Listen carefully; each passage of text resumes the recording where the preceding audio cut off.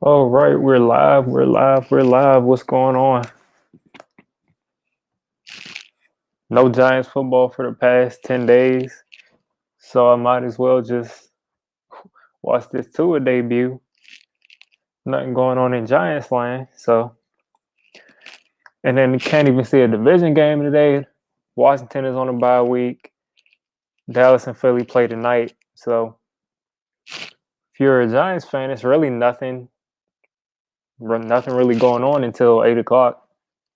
Meaningful.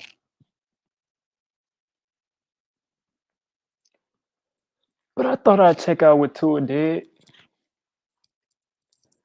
You don't really get a chance to just watch something uninterrupted, with another team. You don't really get to really sit down and digest what another team is doing. So thought I might as well check out what Tua is doing.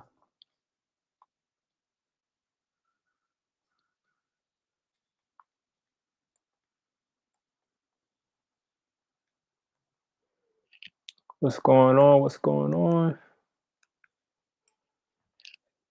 It's Tua time.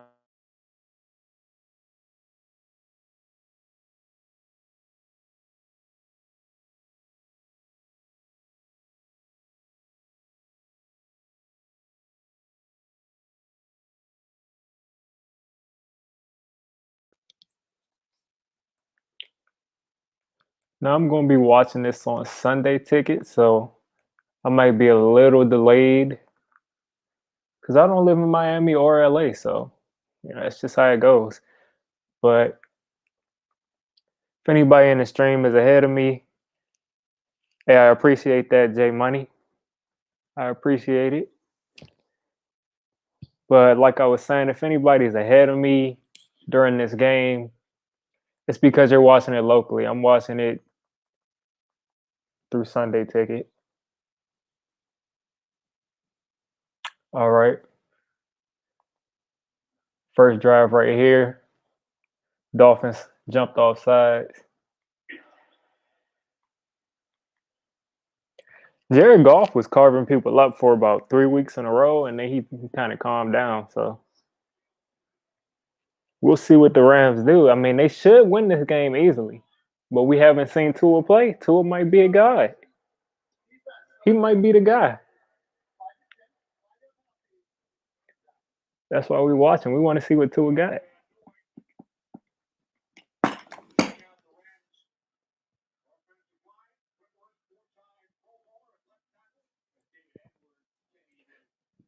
I don't know why they paid Cal Van Noy all that money.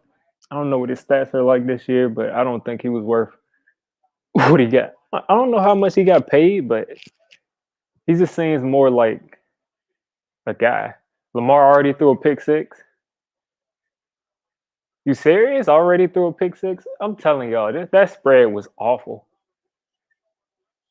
Ravens came out as 5.5 point favorites. Really? Like, come on now. 5.5 point favorites against Pittsburgh. Like, the Ravens have not been playing that well this year. They only lost one game, but it seems like they lost like two or three.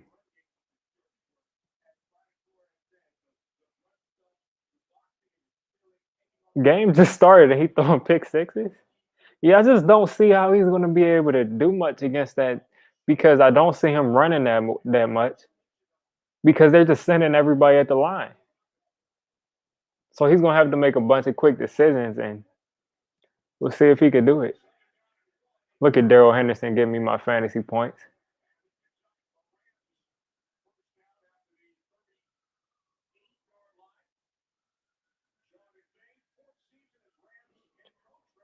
I'm going against a juggernaut in this league I'm in. It's going to be tough to win this week. But I'm gonna need to try. I mean,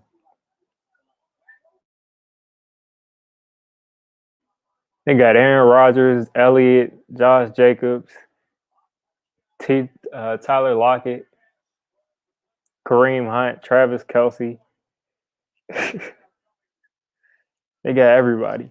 Now their bench is real thin, but their starters are crazy.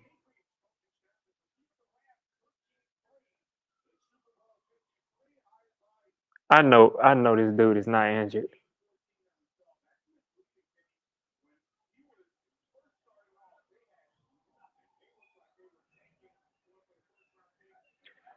All right, 2nd and 10. Jared Goff in an empty set.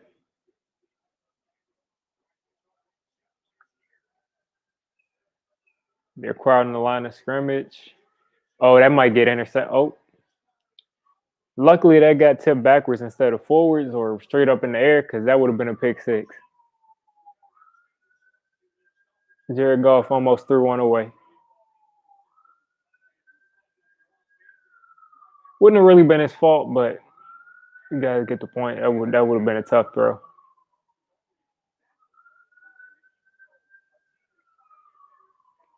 You said they're not good. I mean, they've been good against everybody they played against, so it's all I could judge them on. At least their defense has. I mean, sometimes their offense stalls, but their defense usually is really good. And Jared Goff overthrows Cooper Cup. All right, no flags. Overthrew Cooper Cup for that first down. He was covered, but I feel like he could have made that throw. And look at Johnny Hecker making punters great again. Mahomes already got a touchdown. Dang.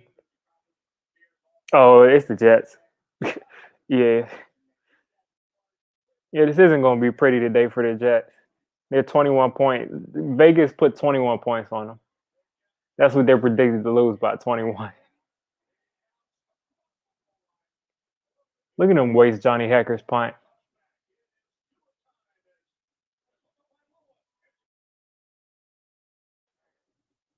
I mean, Pittsburgh has the defense. And then they got Deontay Johnson, Juju Smith, Chase Claypool. They can run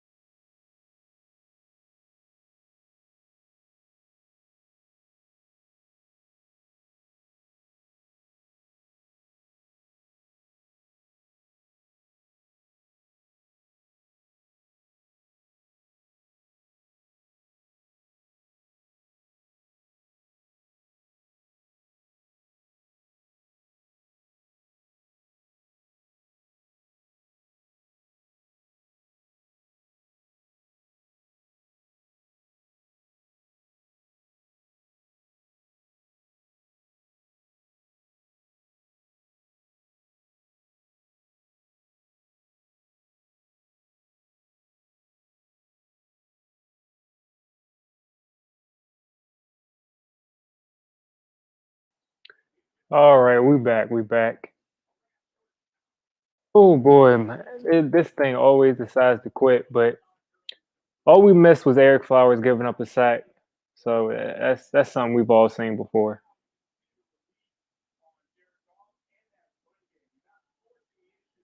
That's just what Eric Flowers does.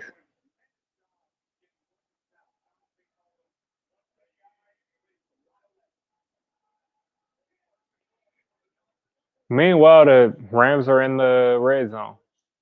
Hand off to that's an easy touchdown for Robert Woods.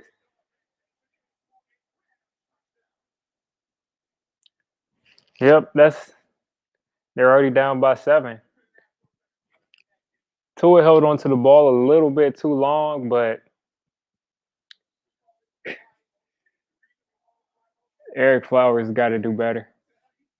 I don't know why they had Eric Flowers trying to block Aaron Donald 1-on-1 though. I mean,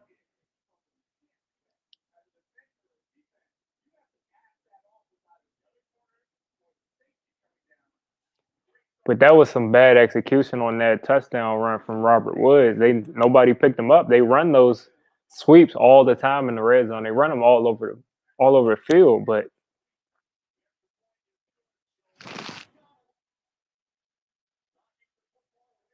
yeah, Tua held onto the ball a little bit too long there.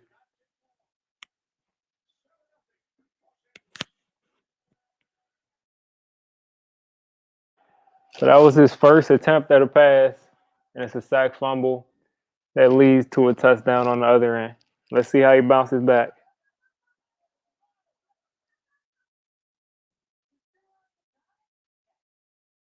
Let's see how Tua bounces back.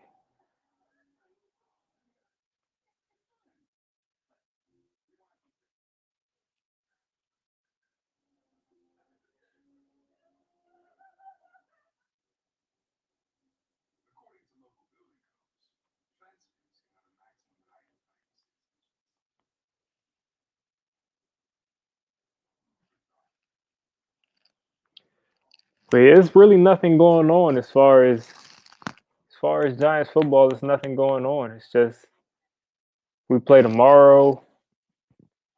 Eagles and Cowboys play tonight, so could really just sit back like it's a bye week and just enjoy these games, kind of like last week.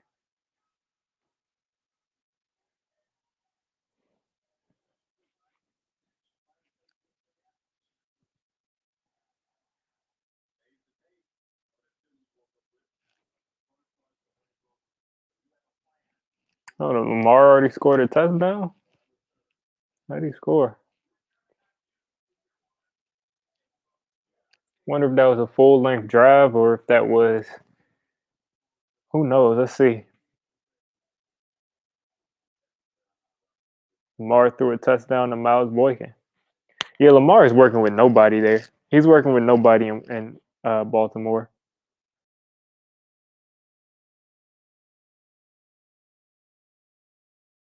Seems like all he has is red zone threats. And then, I mean, what are you going to say? Marquise Brown, he can stretch the field, but he only catches, a deep pass once every like 5 or 6 games. So Lamar's really back there by himself.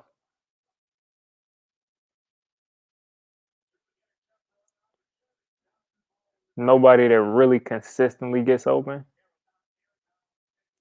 Like I said, Mark Andrews is more of a red zone guy, so I didn't expect him to be able to do much against the Steelers defense that's coming after people like that. All right, they're kicking it back off the Tua. Let's see. Yeah, I see these teams doing this new kind of. Oh, look at him. He's going. Yeah, he's not taking that all the way back, but he got something out of that. Who's that? Number 19 for the Dolphins almost took that kickback.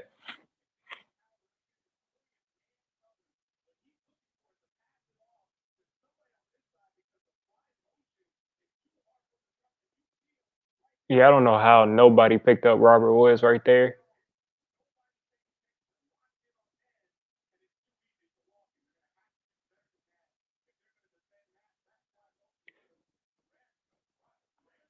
I know those players have to be tired coming off the field, trying to breathe, and then they got to put a mask on. Okay. Dolphins finally got some yards.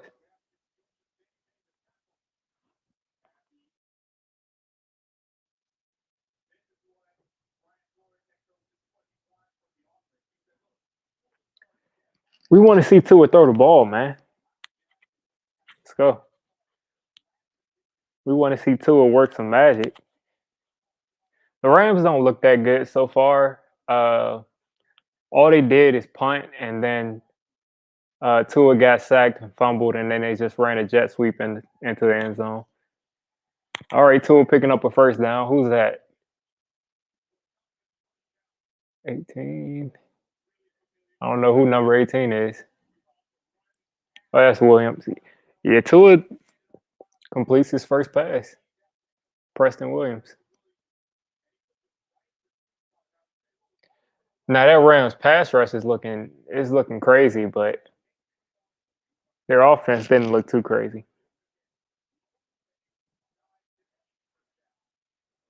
Yeah, everybody's saying that. I mean, I'll believe it when I see it. I think that the Mara, and I think Mara is. Oh, look at Tua going deep. Yeah, he overthrew him. He could have given Preston Williams a chance, but yeah, the Rams they've been just basically beating up on the NFC East, and then they beat the Bears, who people don't believe should have their record, but I don't know. We'll see what they do, I guess, when they play some more competition. But the game against the Bills that they lost was, I mean, they should have won that game too. So,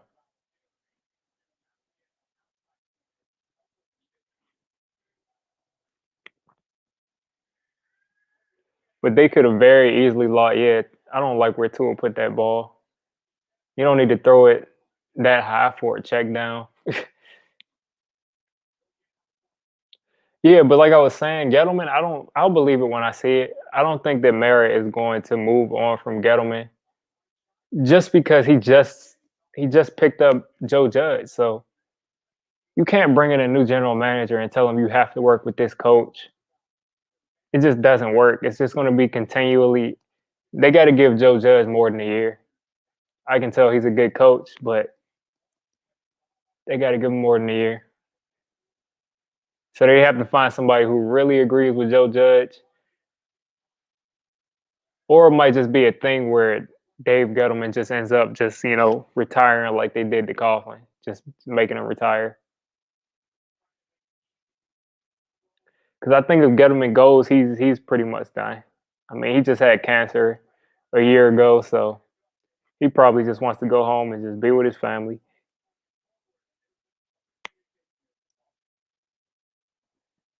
Yeah, yeah, they did lose to the Niners too. I mean, I just want to see them go against some more. I don't know what kind of play this is, what kind of formation. If this looks like this just won't work. Okay, so they were trying to draw him off sides, I guess. Yeah, it was a weird formation.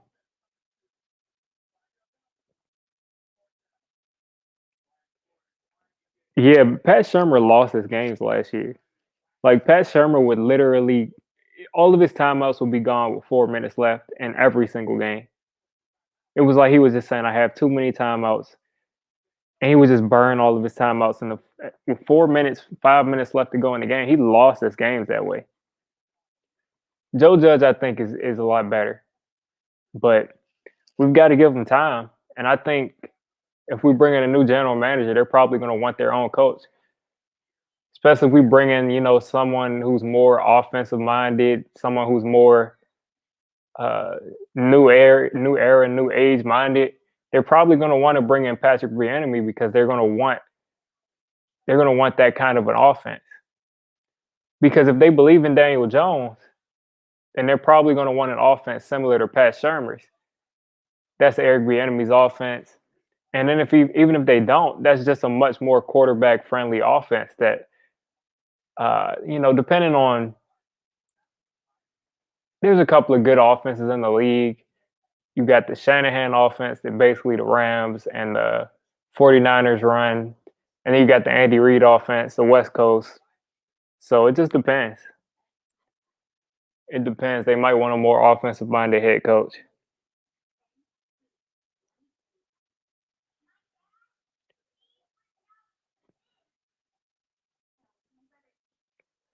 What's good word? Yeah, I pronounce it Diggy. Some people say dig, some people say, whatever.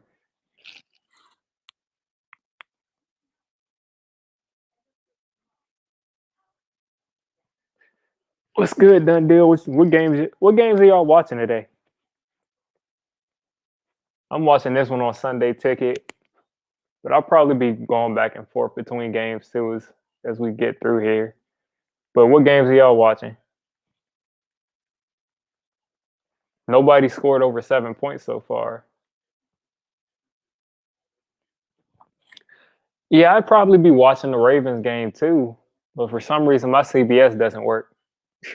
My CBS doesn't work, and I live right down the street from this stadium. I don't know about that. I don't know about that close, but I mean, I live close enough to where it should be coming on my TV, but it doesn't work.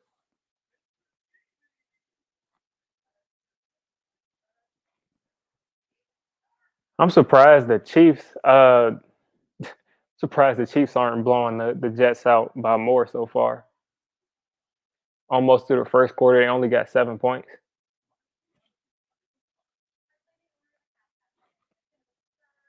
What's going on, Toast? The Tua fumble. He was basically sitting in the pocket. Aaron Donald was matched up 1-on-1 against Eric Flowers, and he basically bull rushed him and just while Tua was throwing the ball, he knocked it out of his hand. So that's how he fumbled. And then the Rams scored on one of those jet sweeps that they run every single play before they start to play. I need Daryl Henderson to get his money this game. He barely eked out a win for me last week on my fantasy team, but I need him to get some points for real because I'm going against a juggernaut.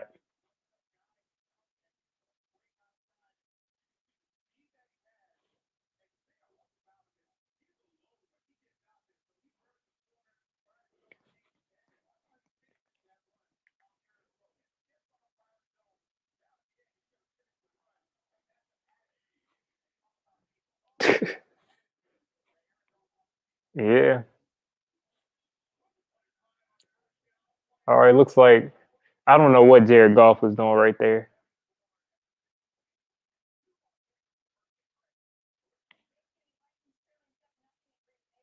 What's going on? Dalvin Cook is getting money. I mean, Dalvin Cook is just.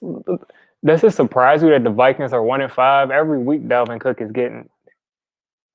Yeah, I watch the entertainer. I watch him. I watch him every once in a while. There's so many Giants YouTubers, but yeah, I watch him. Yeah, most of these games are close right now. You usually see somebody pull away. Somebody usually is in double digits by now, but it's like everybody's rusty.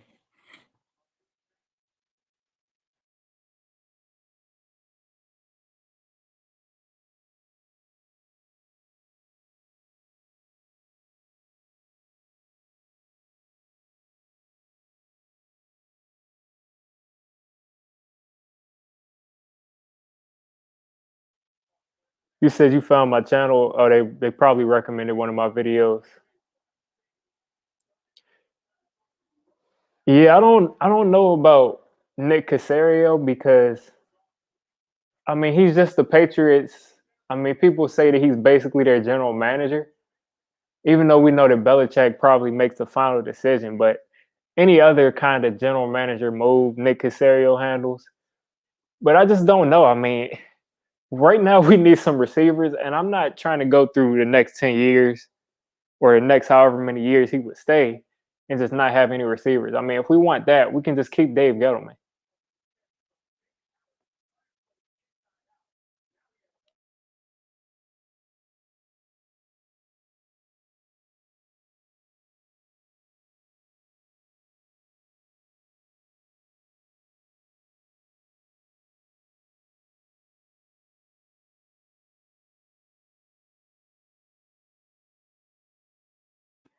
Like if you look at the Patriots rosters and you look at their success, like the Patriots' success has been because of Tom Brady and because of Bill Belichick and his coaching.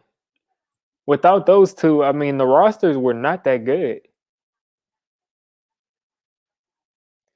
Like I don't look at the Patriots roster and say like, look at all of these all-star players. I don't really see it. Exactly. Tom Brady left and now they don't have that good of a roster because they haven't had a good roster at all. And without Belichick, they'd be, oh, look at that. Oh man. How do you drop that interception? I mean, I don't understand that though. Like the Patriots, it was because of Tom Brady and Bill Belichick. And all of a sudden now Nick Casario is getting all this interest because what players on the Patriots would you take right now? They've got a worse receiving core than us. Their offensive line isn't that much better than us. I mean, Gilmore's there, but we've got Bradbury. We basically have the same roster as them, except they have worse skills players.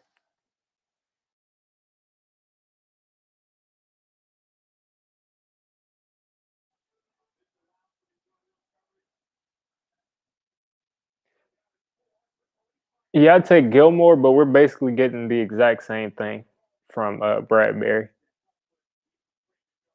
Maybe Gilmore's a little better, over like a whole season, but we basically have Bradbury right now, and he's cheaper. Now Gilmore and Bradbury, that'd be something serious.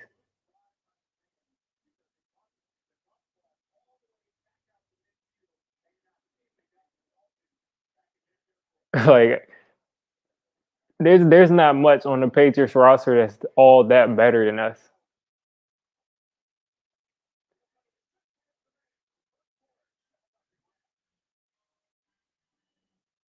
Now, if you bring in Bill Belichick, he could be the general manager and mess up all his drafts. But at least I know he'll get. He's a good coach. But Casario, no, no, he's not. He's not that impressive to me. But I know the Giants will probably sign him. The Giants need to sign someone who does things completely different.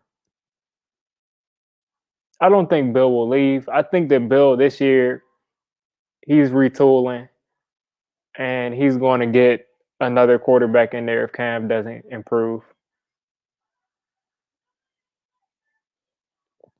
Yeah, Bill was on the Giants a while ago. He pretty much was a big reason we won those two Super Bowls in the '80s. So I'd be open to him coming back, but I don't think he just leave that quick. Maybe like if the Giants if they get rid of Joe Judge for some reason,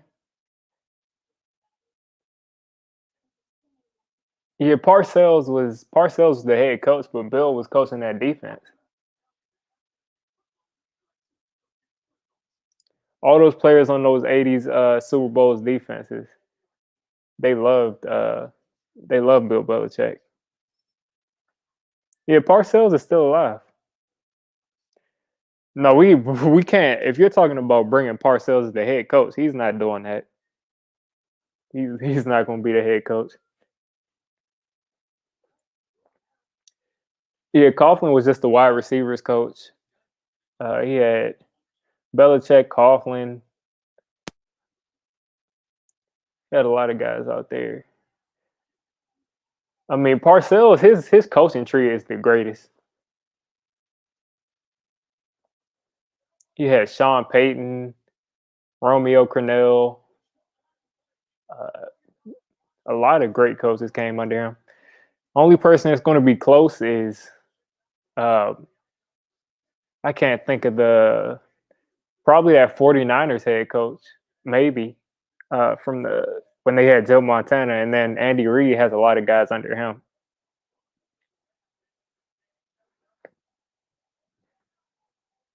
Yeah, Andy Reid is going to have a lot of people under him that's going to win a lot of games.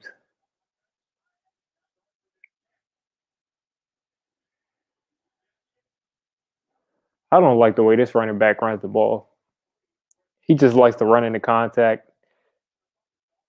All this space open, and he's just running into contact. I don't think. I think Bill Belichick, if he absolutely has to go to another team, he'll go to another team, and so he can win. But I think that he's going to be able to at least make the Patriots competitive within the next, 1 or 2 years.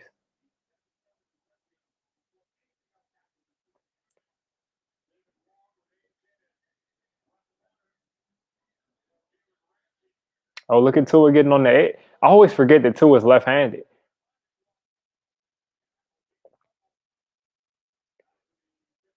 Yeah, Tua's he's not really doing much. He's not really doing much. I mean, of course he has a way worse team than the Rams.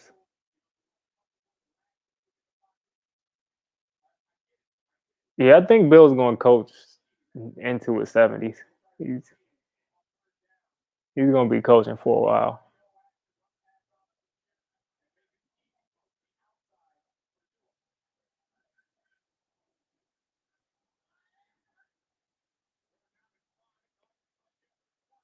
All right, give your guy a chance to it. Let's go. Wow. Mike Gesicki dropped that pass and almost got it intercepted. But I like that Tua gave his guy a chance.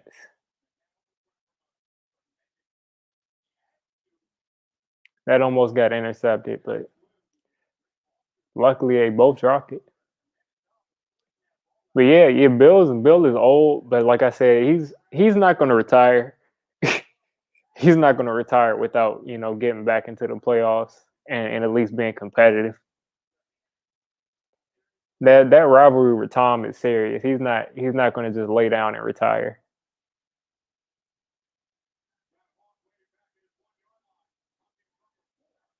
That looks like a horrible punt. And this idiot is letting it bounce. Wow. You said there's an injury. Who got injured?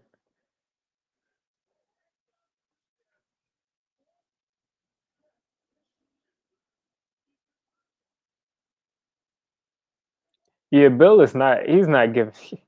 He's not giving that up until until he gets back on top. Whether that be getting to an AFC championship, he might not make another Super Bowl, but he's not going to just lay down like that. This is something serious. The only reason that Tom is gone is because both of them probably talked to each other and said, I'm going to win a championship without you.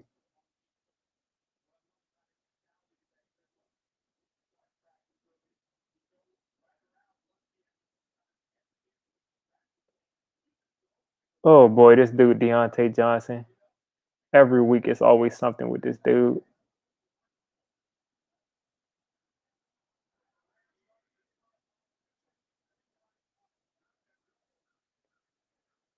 Dang man, I wonder who it was then. He got injured. I don't want to see Malcolm Brown getting carries.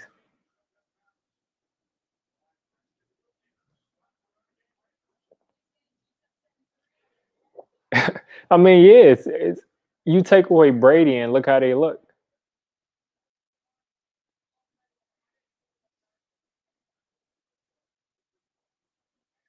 What's their record right now? Uh, I don't even know what the Patriots record is right now, but I know it's not as good as it would be if they had Tom Brady. Like people just try to say that Brady was washed because he didn't have any receivers at all. I don't know what they expected to happen. He didn't have anything to throw to. He had an injured Julian Edelman. Mohamed Sanu was throwing passes in the air every game. Like he didn't have much to work with. Patriots are 2-4. Yeah, they'd be 4-2 right now. At worst, they'd be 4-2.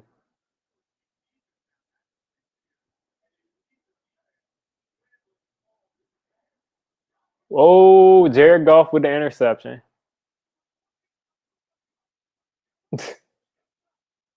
Jared Goff with an interception to the defensive tackle, actually.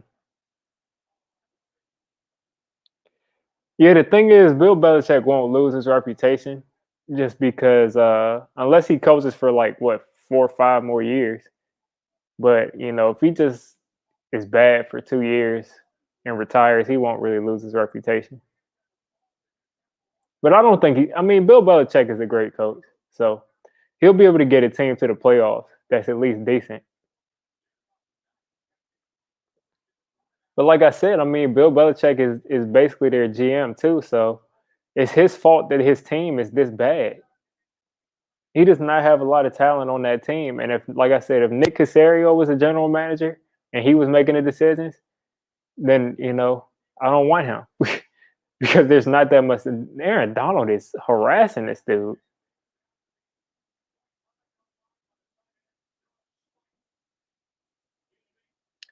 I haven't even gotten a look at GMs.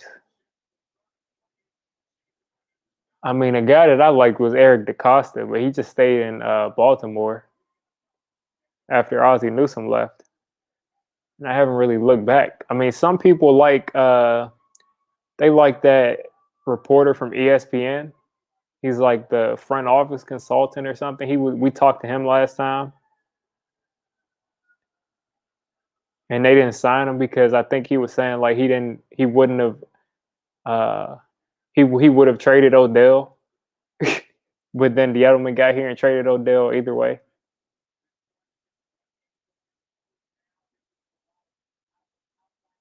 Why can't I remember this dude's name? Yeah, Cam. It looks like he's just not getting back to normal uh after he got sick. Before he got sick, he was going off.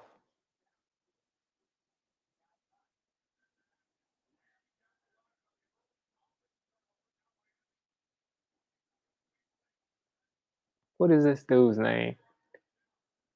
All right, Tua holds onto the ball for a long time, but he's getting his team down the field though. He's lucky that they're blocking for him because they be talking about Tua like Daniel Jones right now because he holds onto that ball with one hand for like 6 seconds in the pocket every time. All right, let's see. Okay, yeah, that ESPN analyst Lewis Riddick. The Giants talked to him last time, and he went on ESPN and said that if he went to the Giants and Odell wanted to continue to be, the focal point of the team, he said he would trade Odell. And guess what happened? Odell got traded either way. So, and then he went on ESPN again and said he would never trade Odell. So you never know. Is that I don't know why the Dolphins have a left-handed quarterback rolling right.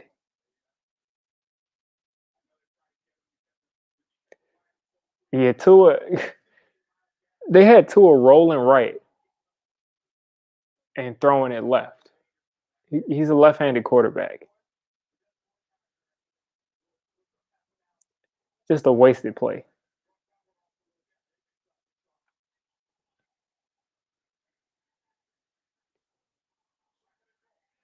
I think Tua's going to score here, though. Yeah, the Dolphins need a running back, though. I do not like Miles Gaskin the way he runs.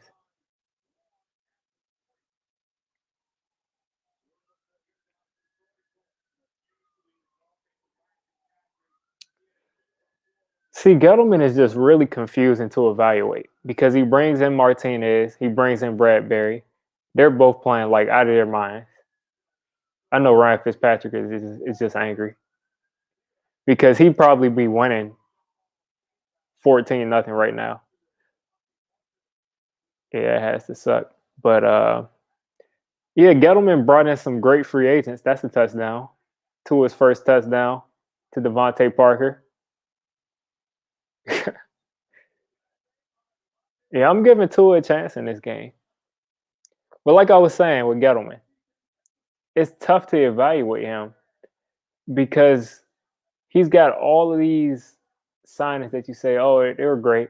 I think with Gettleman, all you got to do is if at the end of the season we have the number one pick, he's got to go because that would have meant that Andrew Thomas, who was his first pick, a top 5 pick this year, didn't get better by the end of the season.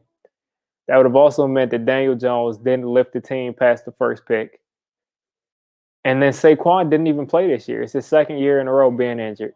So that's 3 first round pick, top 5 picks, or top 6 picks, all not making an impact. Then at that point, he's got to go. But he's done some good stuff too. But I mean, at that point, 3 top tier first round picks and not one elite player, you got to go.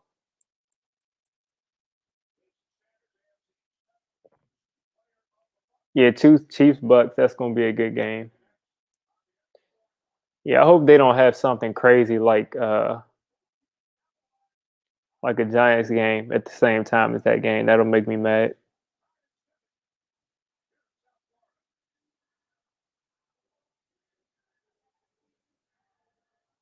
Let's see. Let's see. That's Thanksgiving week too. Chiefs and Bucks. That'll probably be what the that's the 425 CBS game. Yeah, I'm already angry about that because I can't get CBS. I know that's gonna be something difficult to stream, difficult to watch. So, but yeah, that should be the game of the year.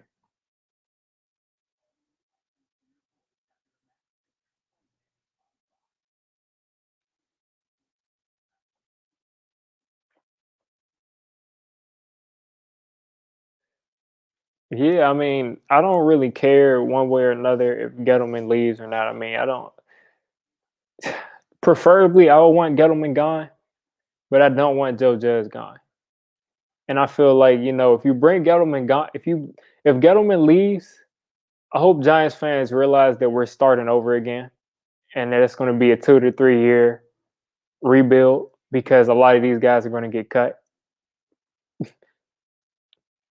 Like it's going to be a 2 to 3 year rebuild, and we're going to be talking about the same things in the off season.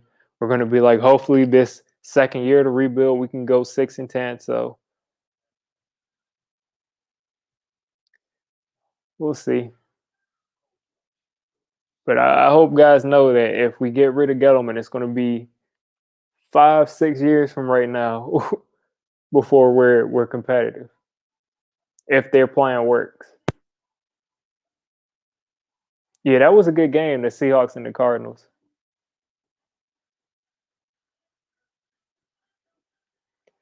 I mean, and I mean, I don't have a problem getting set back 3 years or 2, 3 years or however long if the new general manager is good. But like I said, if you're bringing in somebody like Nick Caserio, who the Giants and John Mara, they love to just do what is comfortable, and they say this guy knows Bill Belichick. Bill Belichick used to work for the Giants.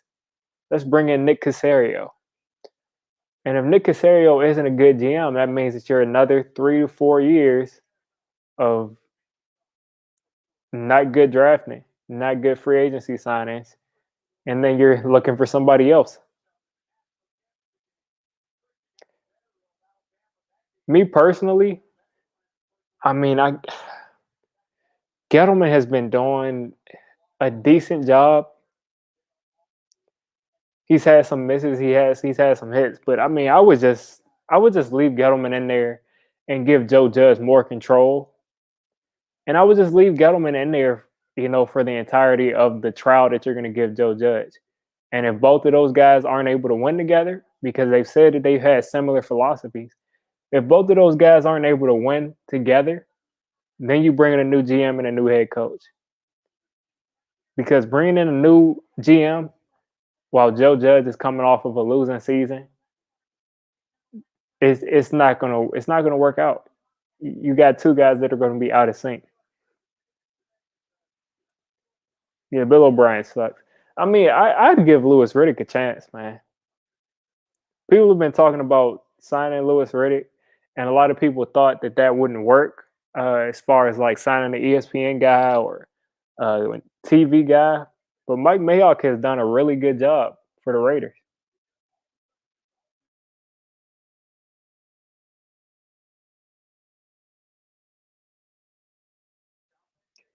If we get rid of Joe Judge, I want Eric Bieniemy.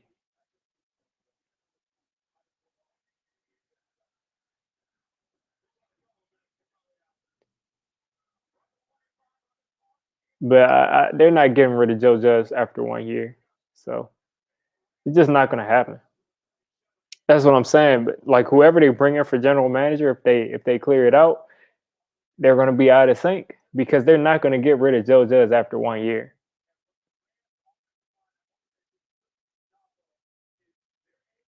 Unless we start to get blown off of the field every week and we start losing by like 30, 40 points on a consistent basis, Joe Judge isn't going to get fired. Yeah, I like Joe Judge. Joe Judge reminds me of Parcells. He reminds me of Tom Coughlin, the way he coaches. People try to say he's copying Bill Belichick, but have you ever seen Bill Belichick dive in the mud, and practice with his players? Like, Bill Belichick isn't doing that. If anything, like I said, he reminds me of a young Tom Coughlin. If Tom Coughlin was younger, that's the type of things that Tom Coughlin will be doing.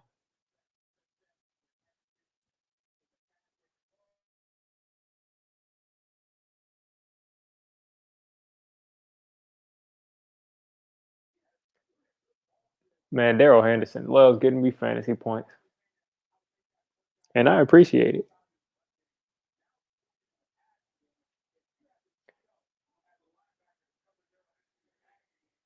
Yeah, I would definitely say I probably watch Fist the most out of all the Giants YouTubers.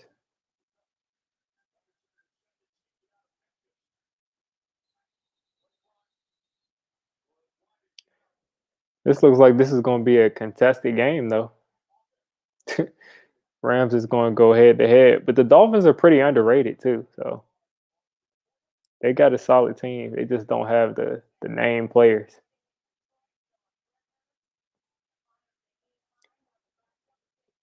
How does Philip Rivers throw a duck on a check down?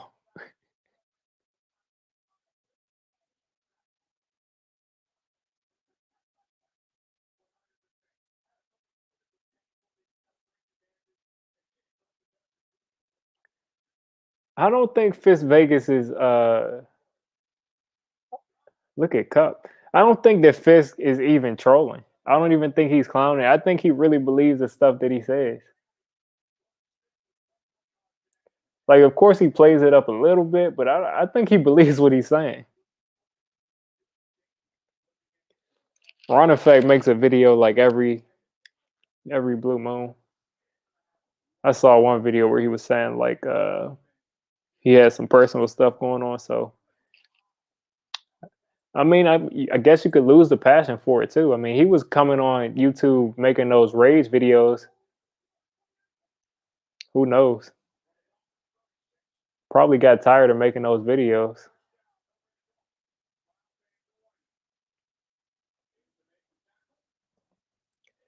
You think that we should be lower than 27? Let's see. Uh, who was? I mean, it depends who was behind us. I think it depends who was behind us because we've been playing a lot better than some other teams lately. We haven't been winning, but we've been playing a lot better than some teams.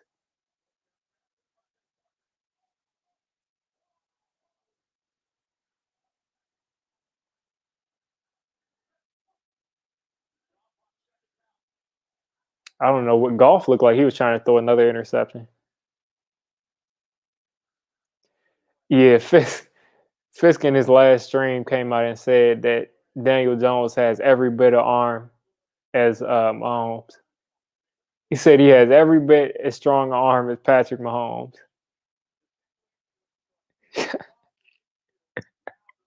Yeah, like I said, I think he believes the stuff that he says, but he's sometimes he just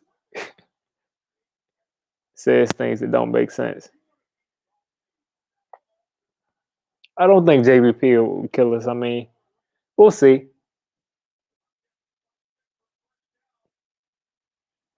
Oh, yeah, Jared Goff has had 3 dropped interceptions so far. I don't know what JPP will do. With our luck, JPP will force a fumble or something. I mean, I don't know. I'm definitely rooting for JPP, if it's not against us. Because without JPP, we wouldn't have that 2011 Super Bowl. That's a fact.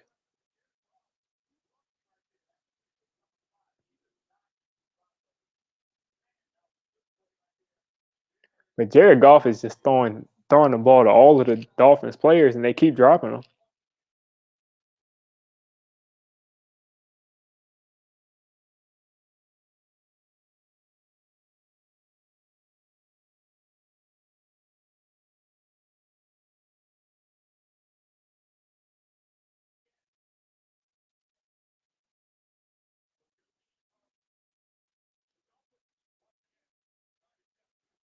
Said the Chiefs Jets is close. Let's look.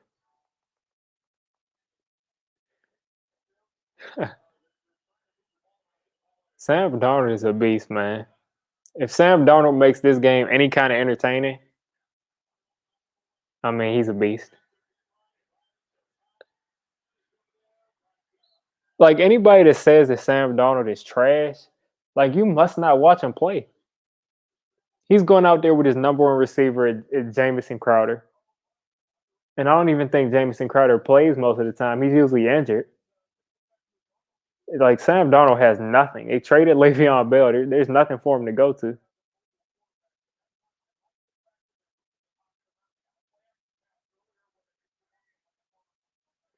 I mean, yeah, that's one way to win.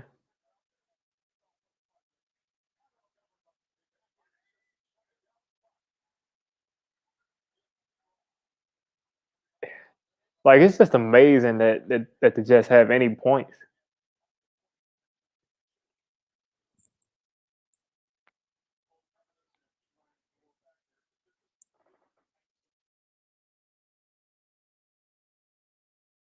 It's coaching, it's his roster. Like he's got nothing. He's got nobody to throw the ball to. I don't know how you let Robbie Anderson leave, who was his only weapon last year. But they let Robbie Anderson leave, and they traded away Le'Veon Bell, and you got Adam Gase out there coaching. That's why I hope that Sam Darnold gets traded to some team before the end of this week because he's just getting a bad rep, and his he's just getting a bad rep, man.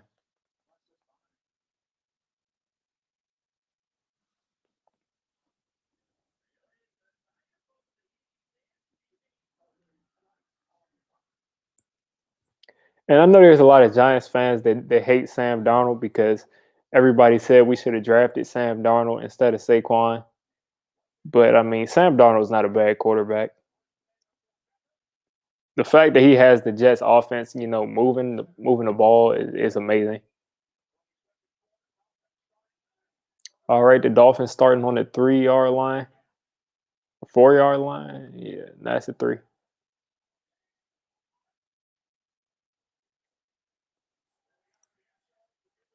Wow. Yeah, I told you about this dude Gaskin, man. He fumbles the ball inside their own 10-yard line. If there's any time where you need to be secure with the ball, it's when you're literally carrying the ball away from your own goal line.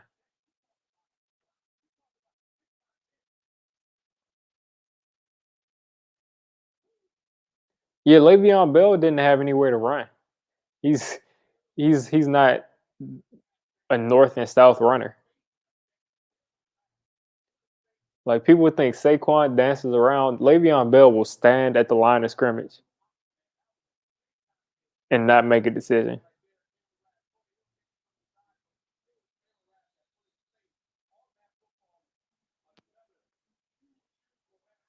That's ridiculous, though. The Rams are going to get 2 touchdowns because of 2 fumbles.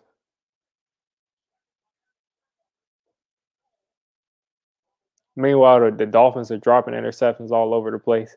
Oh boy, he just stood up Daryl Henderson in the backfield.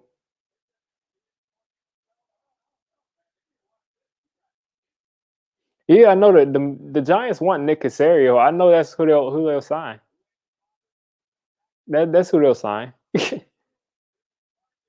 I hope he blows the interview or something, but that's who they want. The Giants are that company that tells you that they need. They're the kind of company they only hire people who their friends and who their employees recommend.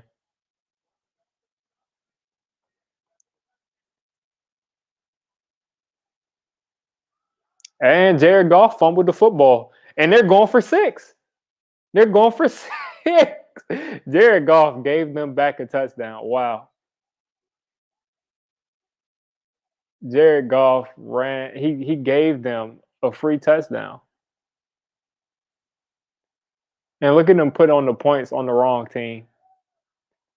They were so convinced that the that the Rams were about to score that they put those 6 points onto the Rams scoreboard.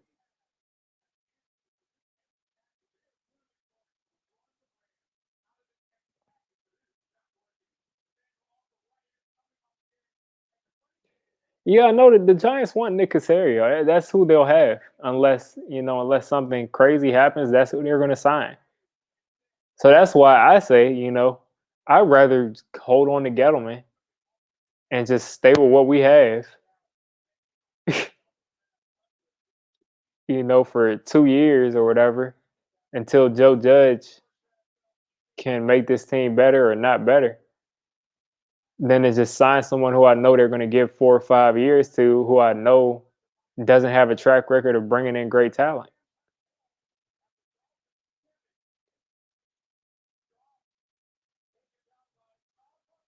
Like we see players all the time go from teams and go to the Patriots, especially on defense, and all of a sudden they go to the Patriots and they can play. These aren't super talented players. This is coaching. This is Bill Belichick coaching these players up. Like, I don't know who on the Patriots that they've drafted that has just been like a superstar.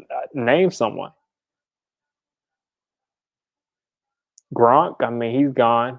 And I don't know how long Nick Casario has been there as far as making those drafts.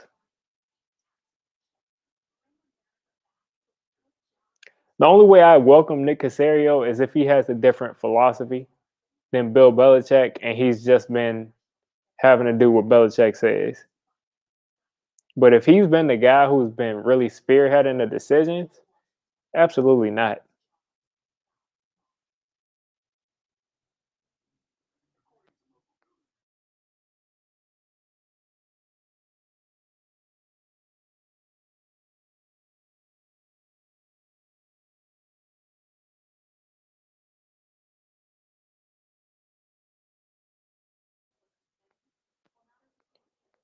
Let's see, Nick Casario, former quarterback, uh, wide receivers coach,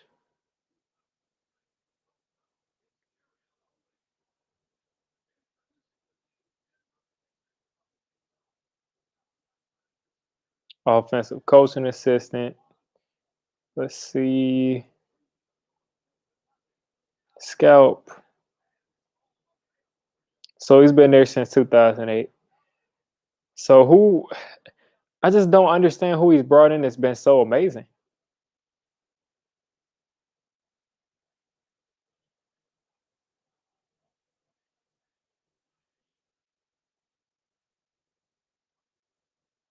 Yeah, exactly. I don't. Who was he brought in? Let's see, Chandler Jones. Did the Patriots draft? I'm pretty sure the Patriots drafted Chandler Jones, and he was a first round pick, 21st pick. So that's a solid pick. But I mean, you're supposed to hit on your first round picks. And then, like I said, for the good picks, for the bad picks, you don't know if that's him making a mistake or making a great pick, or if it's Bill Belichick doing it. Because Nick Casario could be, for all we know, Nick Casario could be coming to Bill Belichick with all, Pro Bowl, all pro players every year. And Bill Belichick could be saying, "Oh, thanks for doing this, and I'm going to pick whoever I want to pick." We don't know.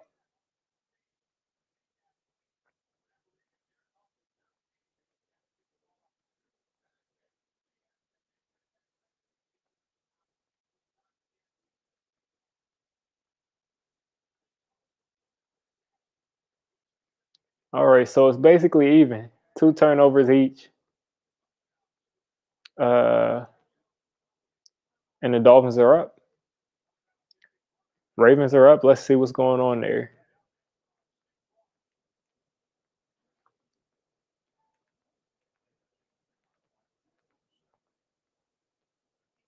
Let's see what's going on with the Ravens.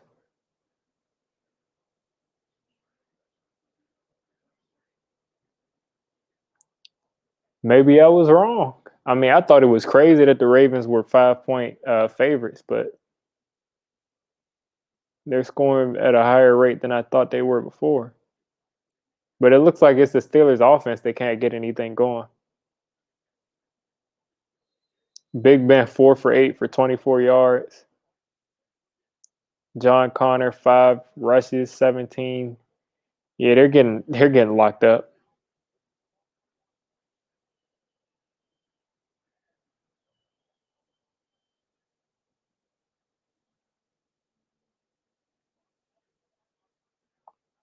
Yeah, Joe Judge is basically like I said, he's more like Tom Coughlin.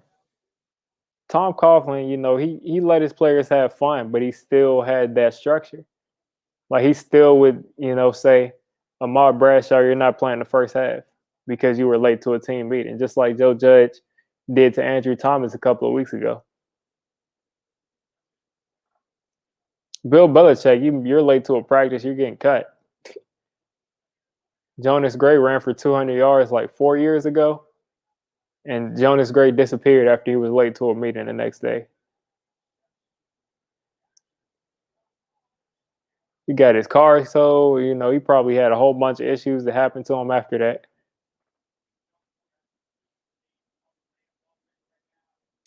Yeah, I know. I got the scores on my screen just so I can have a visual.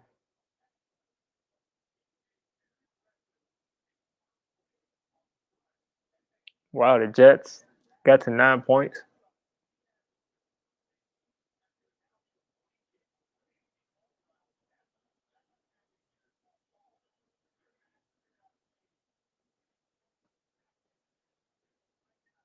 Yeah, I got the ESPN thing up there, but I'm pretty just much been checking the box scores on my phone. Yeah, the Patriots draft a whole bunch of guys, and some of them are good, and then the rest of the Patriots defense and offense are just all free agents who Bill Belichick just coached up to just be cogs, pretty much. And then the wide receivers that they just end up signing in free agency, Tom Brady just does enough to just make them good.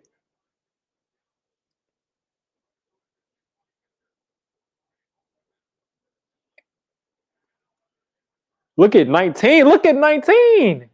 He's taking this back. Wow. This is the first punt return I've seen since for a while. Andrew, yeah, they've got to fix their graphics because they just said that there was a linebacker to return. This is obviously like a 5'9" receiver or something or running back. Yeah, the Dolphins are up 21-7. NFC West fans are having fun right now because the Dolphins are going to run away with this game.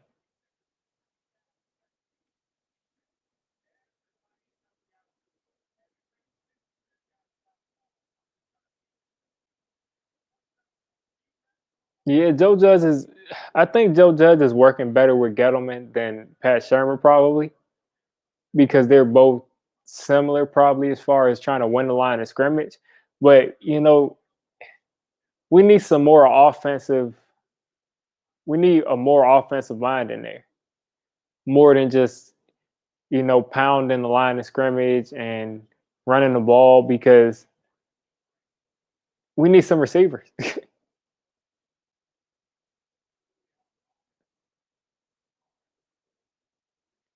Like I think they just want a quarterback that's just going to just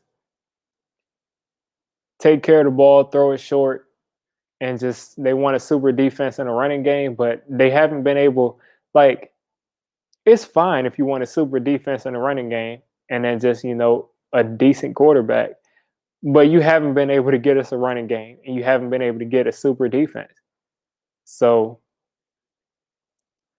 I mean, he's been here for a while and he hasn't been able to do it. And then we can't get pass protection or run blocking.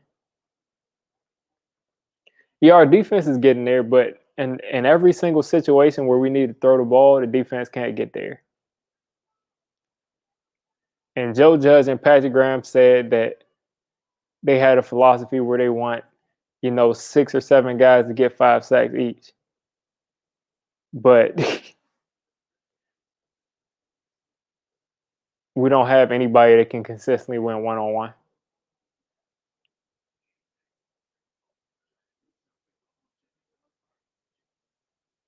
Yeah, it looks bad right now for the Steelers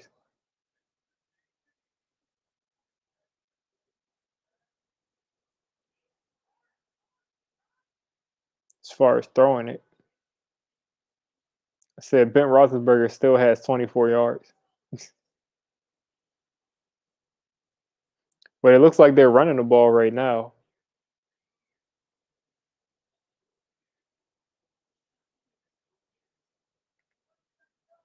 Let's see how Lamar's doing running the ball. Lamar's at 30 yards. Yeah, they're pretty much running their regular offense against the Steelers, which I didn't think they'd be able to do. Meanwhile, the Raiders and Browns are at 3 points each.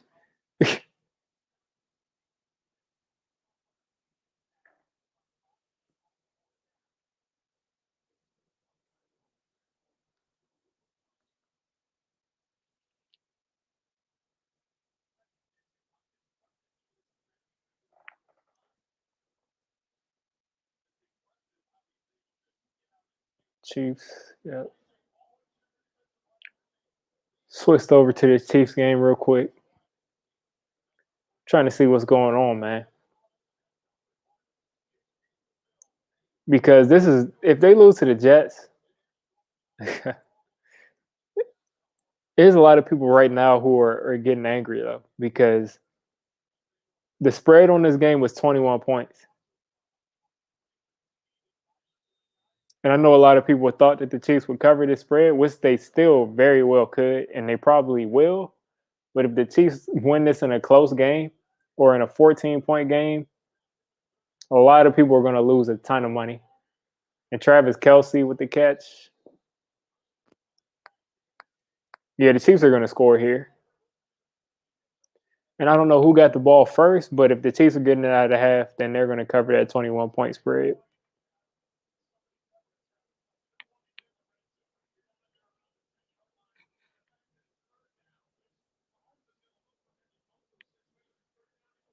Yeah, the Chiefs are going to punch it in right here. Now, I have Travis Kelce in 2 of my fantasy leagues, but I'm going against him in 1 of them. So I don't know if I want him to score right here.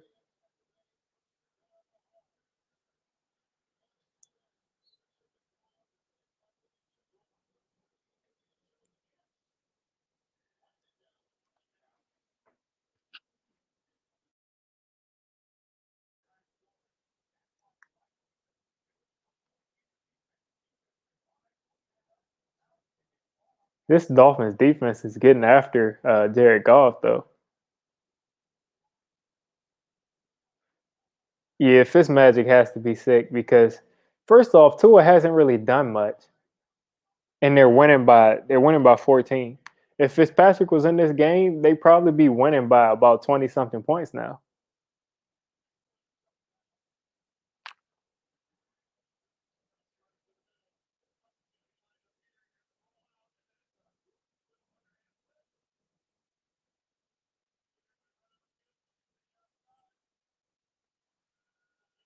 Oh, so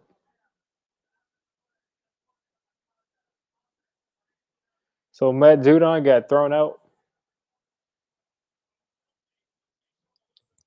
Yeah, I pretty much thought Kelsey would score right there. Yeah, if Matt Judon got thrown out, then that's actually a problem for the Chiefs. I mean, for the Ravens.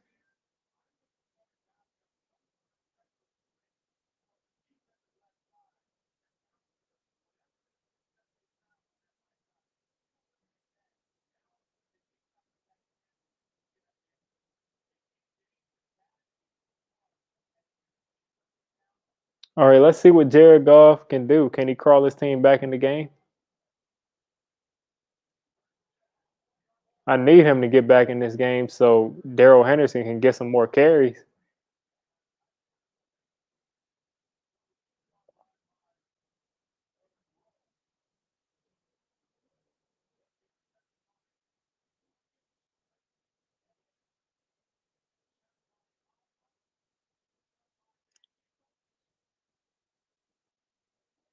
This is overall a pretty boring game, if you ask me. Like, it's overall a boring game.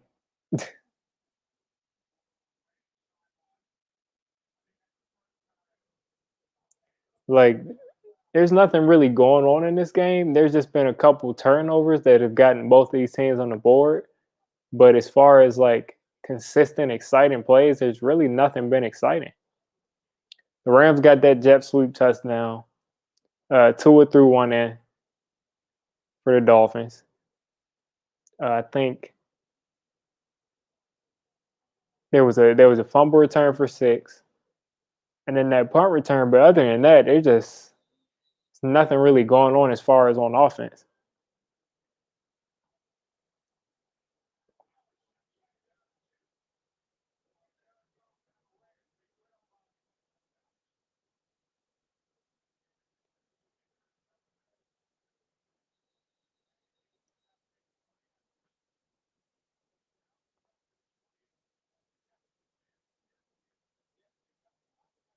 Right now, the Rams are getting they're getting it handed to them though. They've already got 90 rushing yards, and they're losing by 14 points. Is that in it? Oh, Higby caught that pass.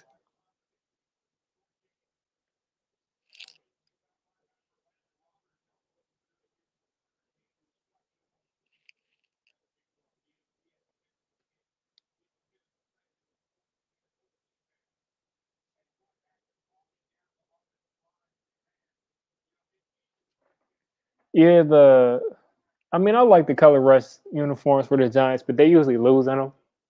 And it reminds me of when we play the Eagles because we used to only wear them on Thursday night. So I don't. I mean, I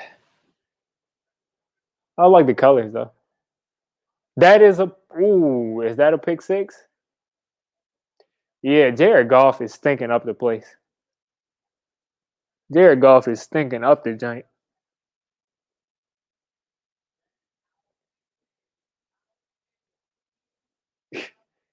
Like Jared Goff is losing his team this game. Like you don't just launch the ball like that.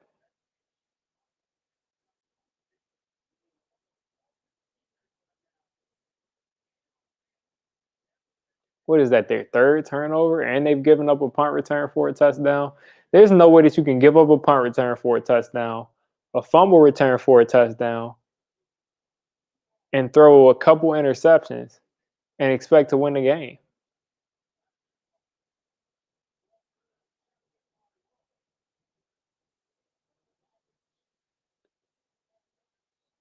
And then we have a drop from Preston Williams.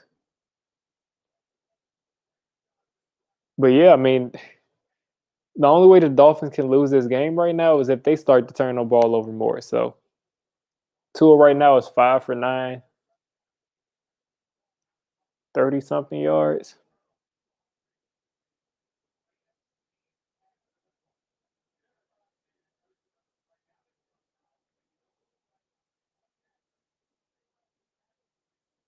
So he hasn't really done much. I mean,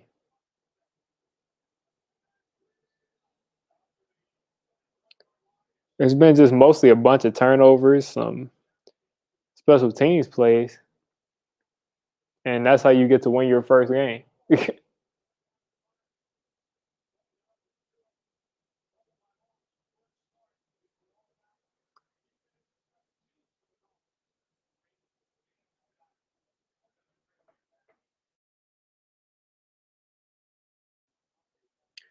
Yeah, so far I haven't really seen many flashes from Tua. It's Ben is hurt.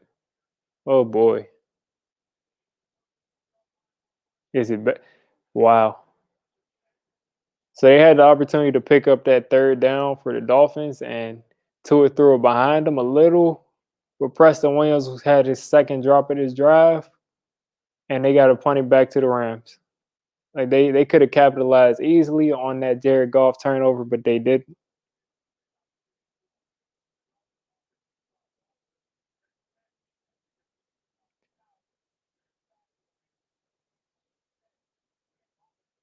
Let's see. What was it for Ben? Was it that elbow again?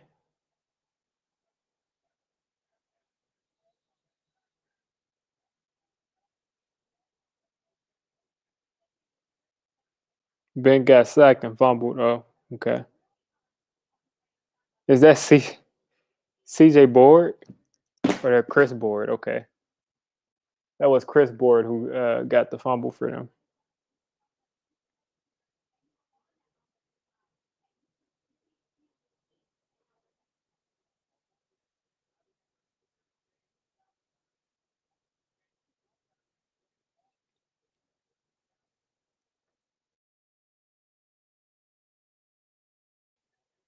Yeah, he'll be all right. He'll be all right. He's always playing through injuries anyway.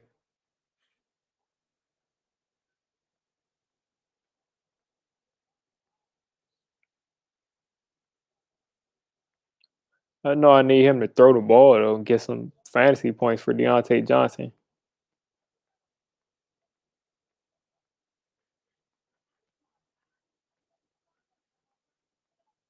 He has not targeted him one time this game. Like, are you serious?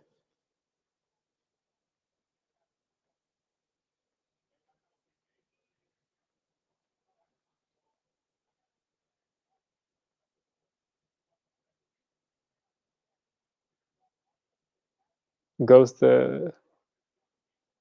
I haven't played that.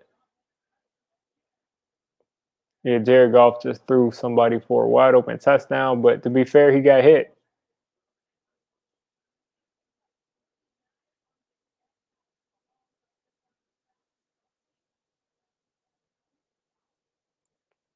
Yeah, I haven't played that. I don't know what that is. Let's see. Look this up.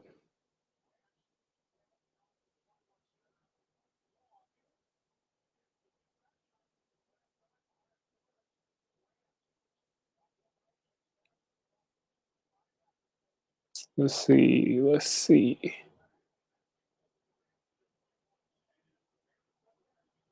Huh. Looking at the little trailer right here, it looks pretty cool, but I don't have a PlayStation. I got an Xbox. Look at the Rams about to give up another touchdown. Yeah, Jared Goff is.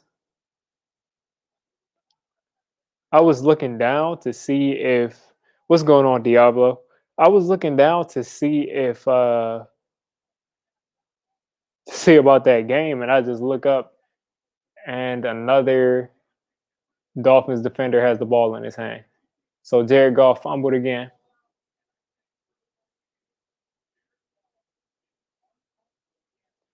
Yeah, but yeah, I don't have PlayStation. All right, Diablo. I mean, if it's any day you can relax, it's today.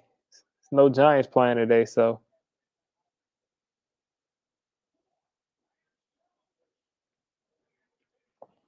yeah, the Rams have turned the ball over 4 times,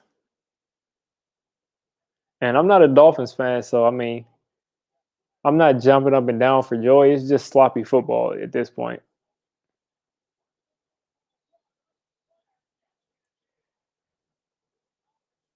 So Tua, he's not had to do anything, and he's about to be up 28-7 at the half. Like Tua hasn't done anything.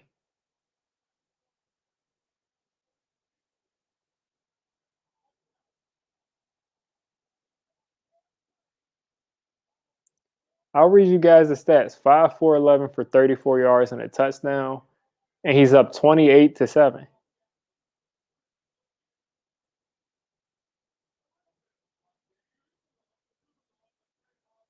Yeah, the PlayStation has some pretty good exclusives.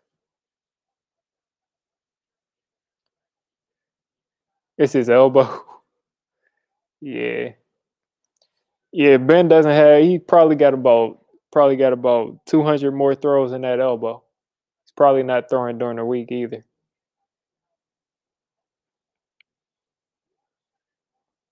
Imagine having 56 yards and being up 28-7. 56 yards, 5 first downs, 2 turnovers, and you're up 28-7 at the half. I can't believe it.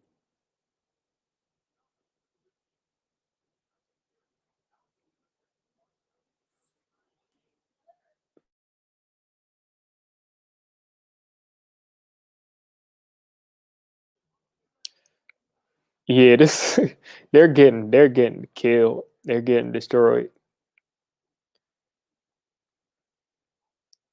All right, let's see. What do we have? Chiefs up 21-9 at the half. Like I said, that spread was 21 points the last time I looked. So anybody that bet on that Chiefs Jets game, they're rooting for the Chiefs to continue to open up that lead. The Bengals are doing their thing. Okay, Joe Burrow. What's going on? Who's injured? Who got injured? I know it wasn't Joe Burrow that got injured. Wow, in my pregame score, I predicted the Bengals to lose that game.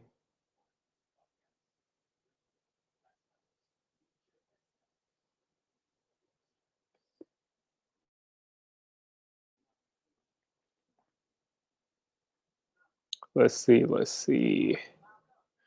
And they won't tell me who got injured because they went to commercial, but hopefully it wasn't Joe Burrow that got injured.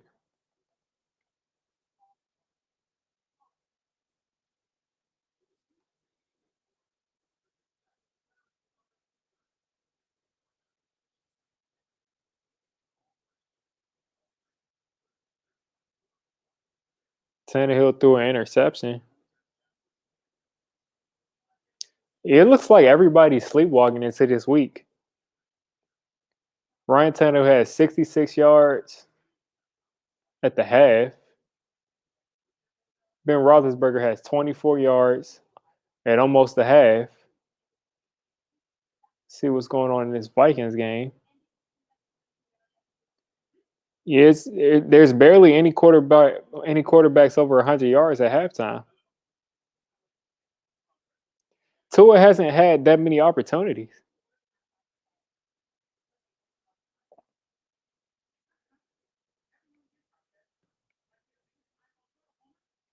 Wow. Yeah, sometimes it does that. Sometimes you just end up behind. But Tua is he's winning 28-7, and he hasn't really had to do anything. Yeah, man, that's how it goes, man. Sometimes that happens. They just put you back. But yeah, Tua, he has like 34 yards and a touchdown. So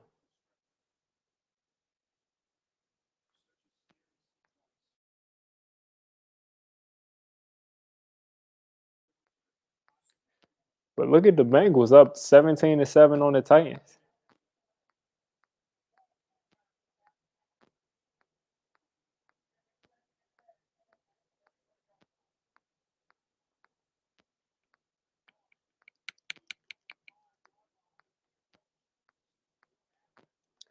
Rams are getting the ball back. I don't think they're coming back at this point.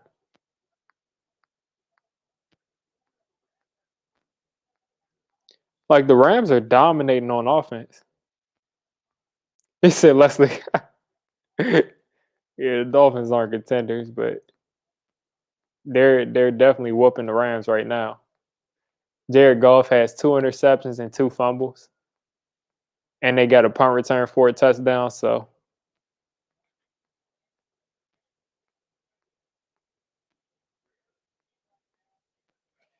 yeah, it's mostly because of Jared Goff. Like the 2 interceptions got him 14 points, 2 touchdowns. The two fumbles got him 14 points. So you can't expect to win a game like that.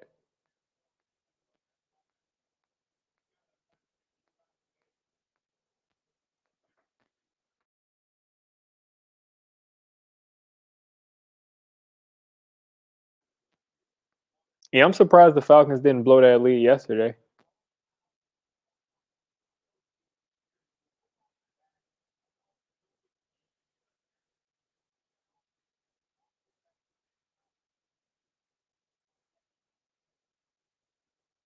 Yeah, it looks like Jared Goff isn't really seeing the field that well.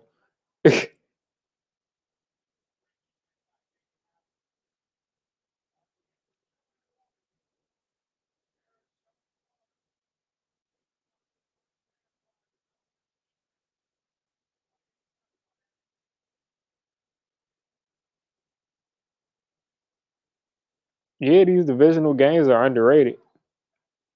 It's anybody's game. And the Vikings, they were trying to sell everybody at the trade deadline, but if they win this game, then they're probably not gonna do that.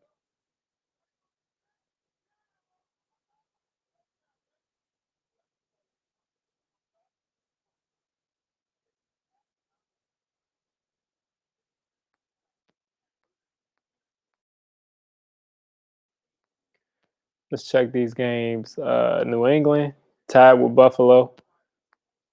I don't know if they're tied or if they're about to be tied. I don't know. Second and 11, so they probably kicked 2 field goals. Yeah, Buffalo fell off. Ravens still up on the Steelers. Cincinnati's still up on the Titans. Raiders up 6-3. KC up 21-9.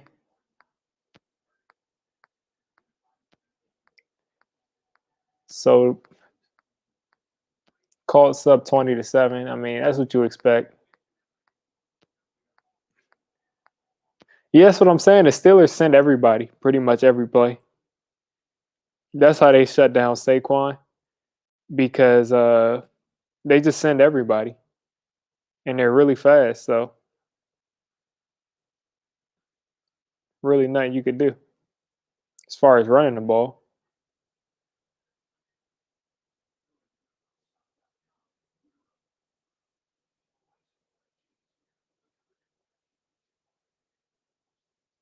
Exactly. Yeah, they call them Blitzburg for a reason. They blitz almost every play, and for some weird reason they're able to cover. It's literally like Madden a couple of years ago or last year where you could just send almost an engage 8 every play.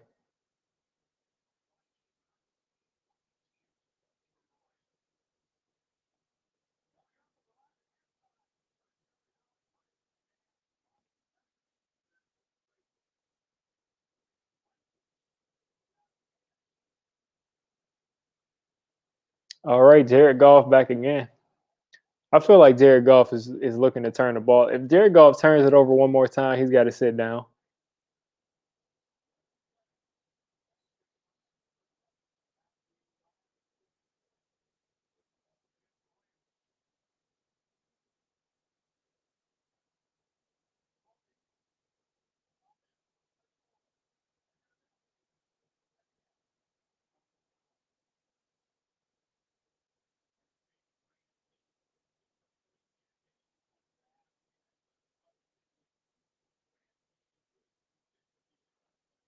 Man, this game is boring. Oh, I don't know. It's the most boring 28-7. Like these plays haven't even been exciting. It's just been so boring.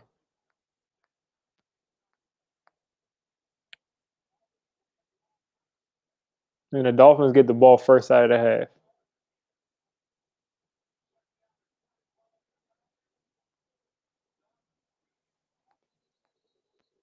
It just makes you just want to just turn on another game so bad, man. Nick Needham. Okay, he's on the Dolphins. Let's see.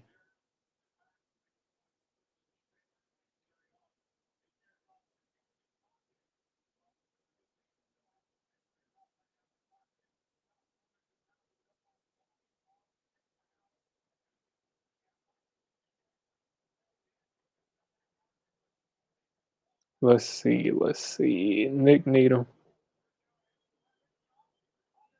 Oh, that's another intercept. Oh, Cooper Cup came back to the ball.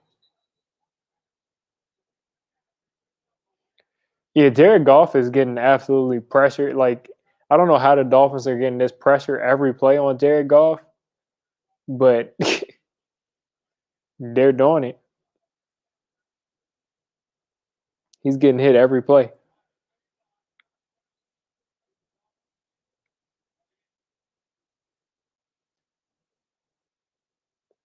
Nick Needham is number 40. I don't know if I see him out there right now.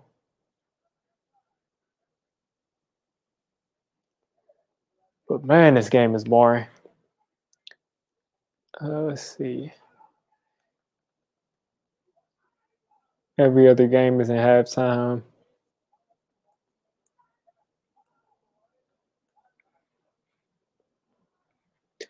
Like I said, as an NFC East fan, it's a pretty boring day today.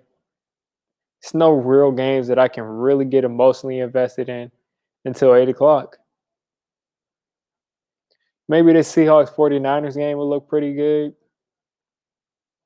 Maybe yeah, pretty much. I mean the Bears Saints, that would be a decent game. But out of those two, I'll definitely be watching the Seahawks 49ers game. But Justin Herbert is always entertaining, so Gerald Everett would have gotten out of that tackle, he might have scored.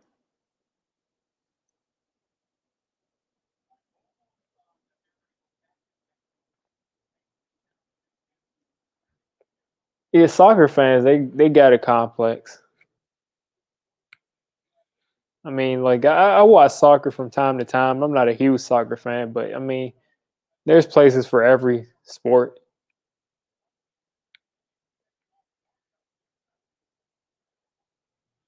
But they just, they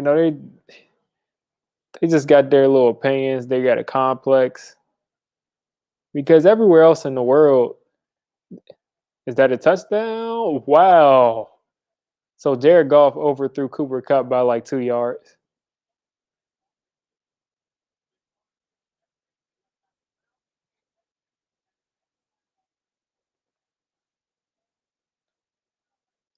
Yeah, I'm pretty much just waiting for that. You say Herbert is out. Let's see. If Justin Herbert is out, that's my first time hearing about that.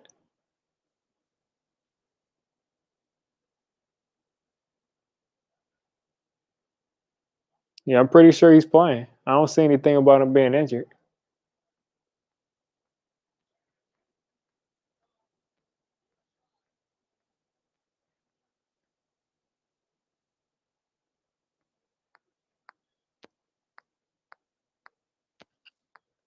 No, that's Trevor Lawrence.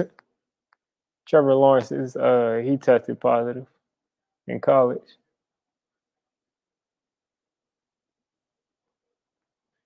Yeah, Trevor Lawrence is missing he missed that game on Saturday and he's missing next week's game.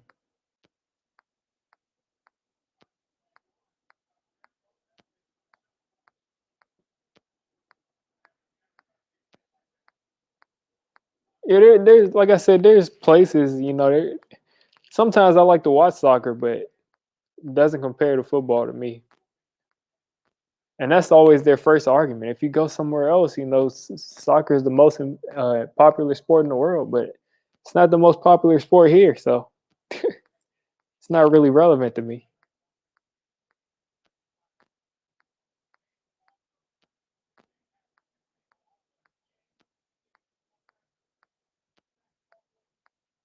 And you know it's not the most popular sport because you don't see them talking about it on First Take. You don't see them talking about Ronaldo on on Undisputed.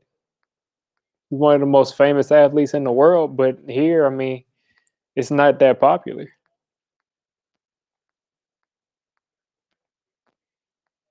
Oh yeah, yeah. I think they had the wrong information because Herbert's been good.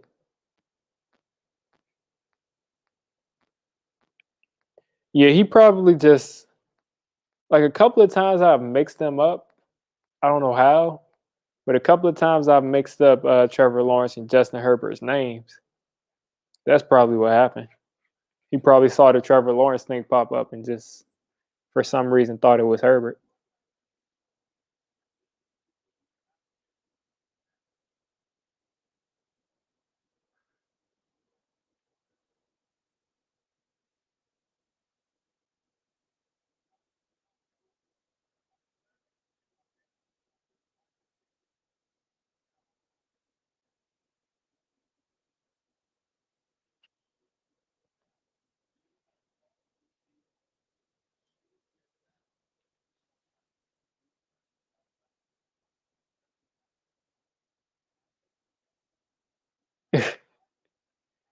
Yeah, I wanted Herbert for years, but we didn't get him.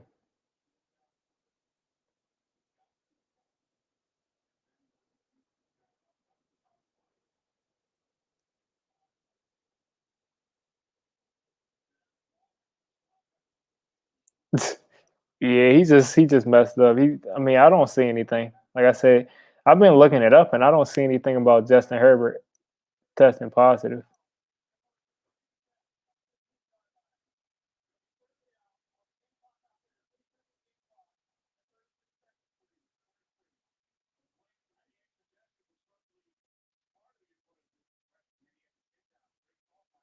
Yeah, I don't see anything about him having it.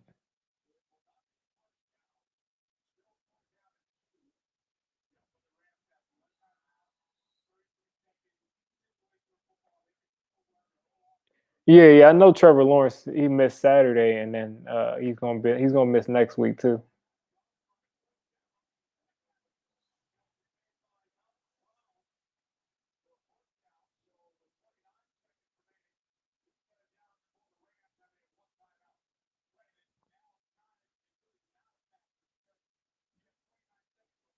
Yeah, I don't know. Maybe Justin Turner had it too. I mean, but he's a baseball player, so I don't know. Yeah, I don't know where your friend heard that.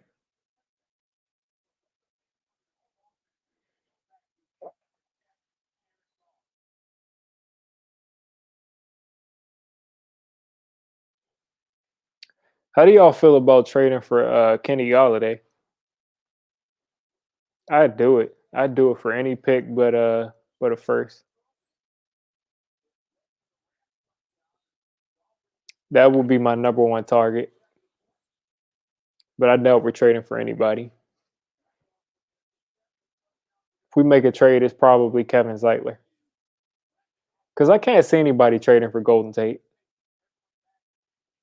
And they already said they're not trading Evan Ingram.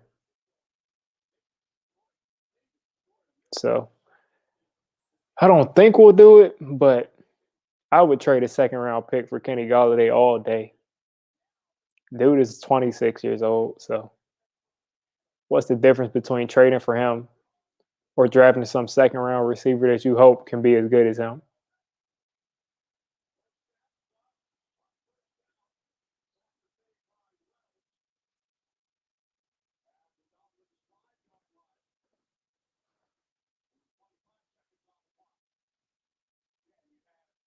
Yeah, like I said, I doubt that they do it.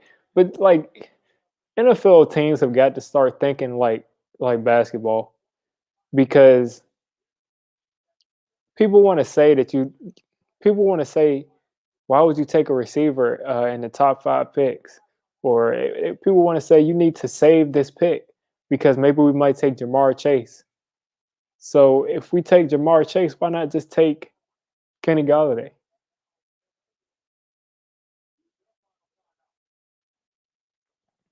I think we have 1 second round pick. We're missing a 4th round pick. If we re-sign Leonard Williams, we're going to miss a 4th round pick.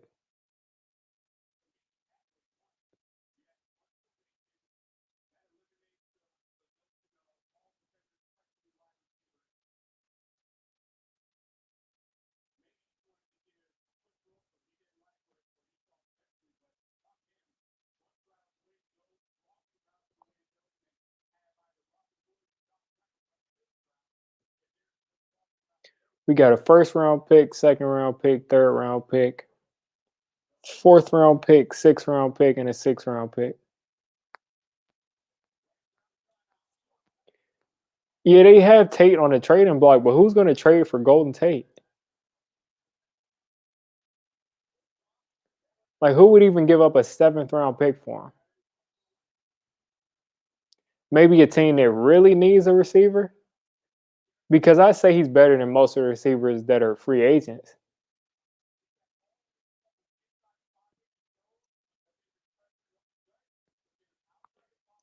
With Zeitler, I feel like they'll trade him, but then at the same time, like, why would you trade Kevin Zeitler when the offensive line is bad and he's the only person that's playing great?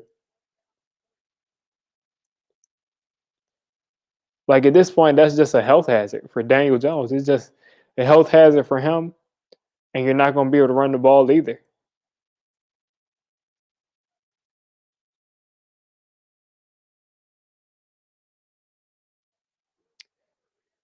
Yeah, the Rams have got to down 28-7. You got to go for it on 4th and 3.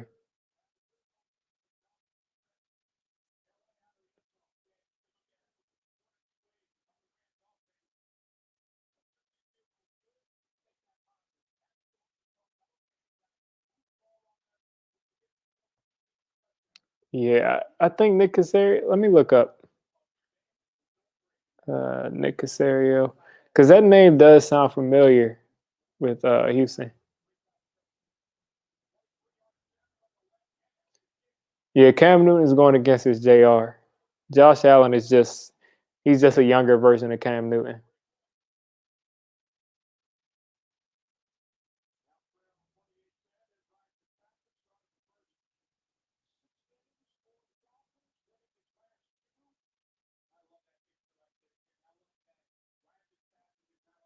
Yeah, that's a health hazard. I mean, at that point, you just don't care. You're just trying to get people injured.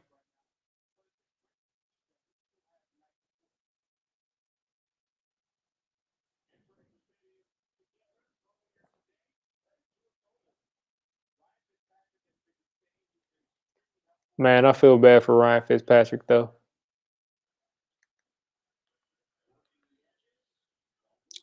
Let's see what happened so far in this game. Josh Allen threw an interception to Jonathan Jackson.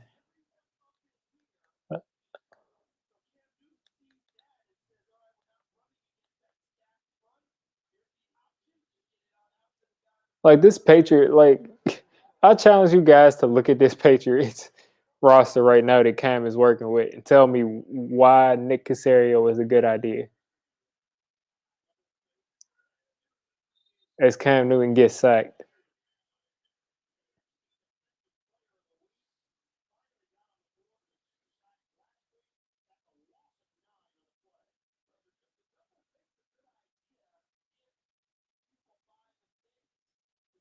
Yeah, Tua is doing his thing, but I mean he's not really doing anything at the same time. But he hasn't had to. Like he's Ryan Fitzpatrick had this team really, really moving.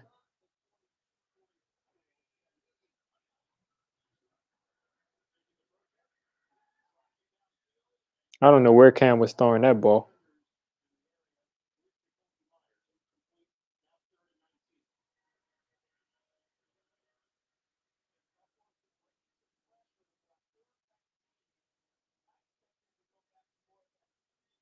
But just think about it. You're winning 24-0, and they take you out for the rookie. And after you win 24-0, the rookie takes your job.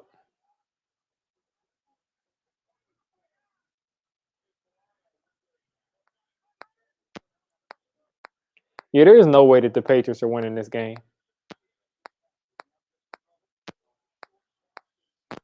I just don't see it.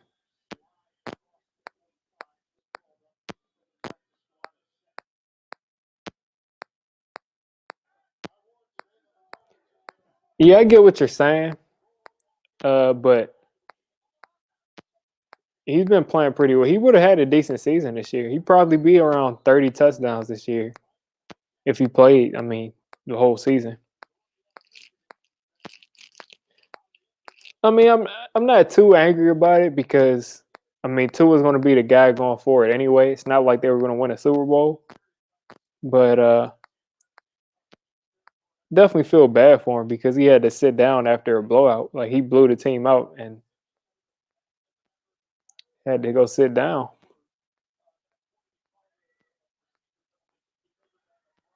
Look at Sam Darnold. Like the dude is just out here doing it by himself.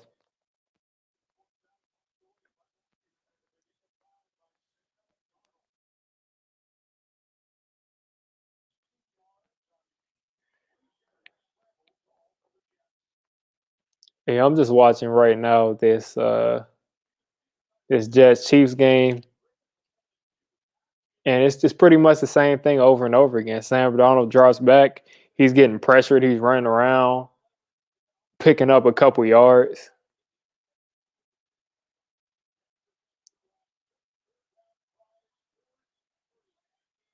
Yeah, the Raiders are the most inconsistent up and down team. When they're on, oh my god.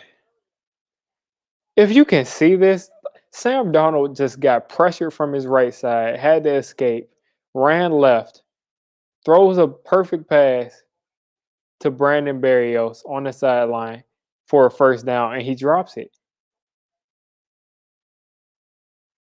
You can't make this up. Like Sam Darnold he's just not getting a shot.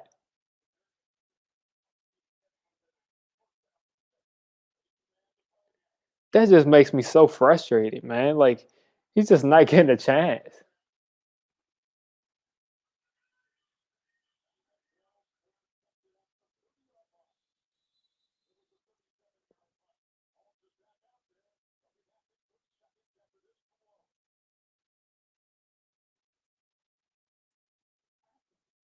Yeah, we've all seen it. We've seen it here too.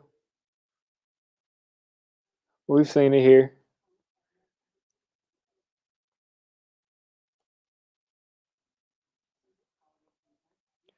Like it's annoying to me what happens to Daniel Jones, but he at least he's got somebody to throw it to. Sam Darnold doesn't have anybody to throw it to.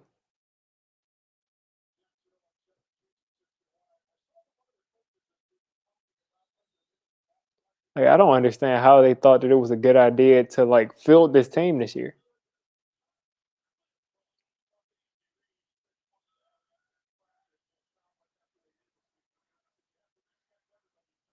Is that a wow? Mahomes just overthrew a wide open touchdown to Byron Pringle.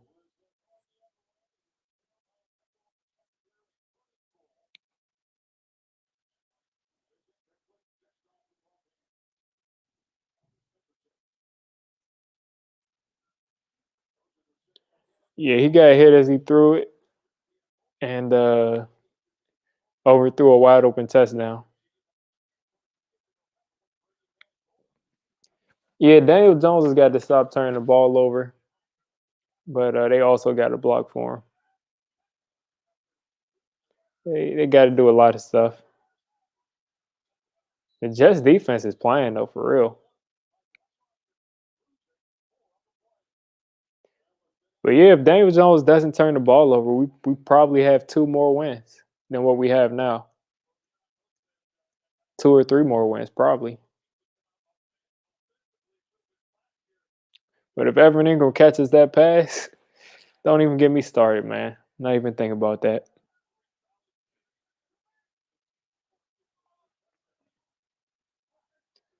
But I don't know how Andrew Thomas got so bad, man.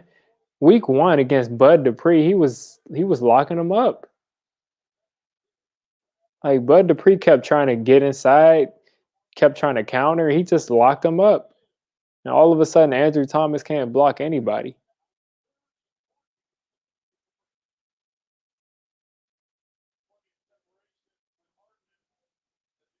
Like he's an athletic offensive tackle, and he's overstepping to the outside. Like he sets up outside and consistently gives up the inside,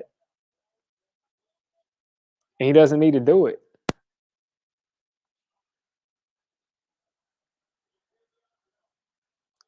Like only the Chiefs can be on a 3rd and 14 and pick it up consistently.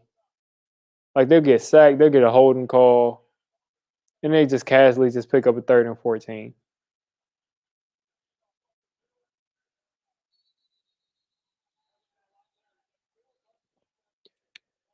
Giants' dream off season is they get two receivers. Uh,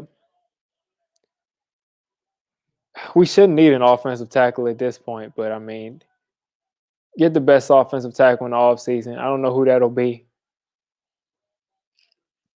and get a pass rusher. But I don't know where the pass rusher would come from. Really, our biggest needs are offensive tackle, wide receiver, pass rusher. You ask some other Giants fans, it's quarterback too. I don't really care. Um, Either way, I mean, I'm going to root for whatever quarterback is out there, but I definitely take a tackle, pass rusher, and a receiver. If we get that, the team is going to be exponentially better, no matter who's at quarterback. My favorite quarterback receiver duo. Um, wow, Eli and Plaxico, Eli Cruz.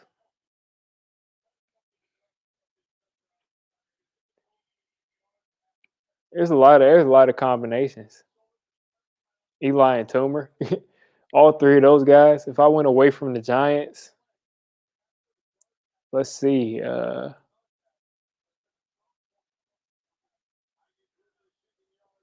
That's a good question. That's a good question. I don't know. I definitely would say out of the Eli connections, I definitely like Eli and Plaxico the best.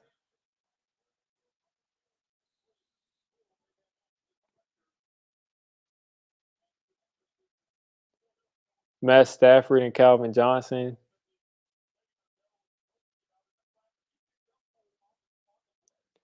Yeah, I would say there's a lot of good ones.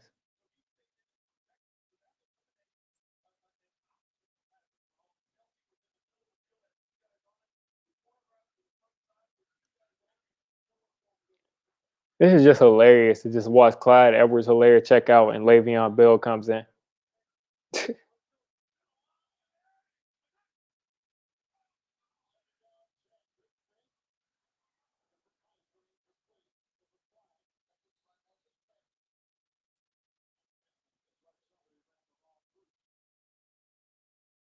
Dalvin Cook with a 50-yard touchdown again.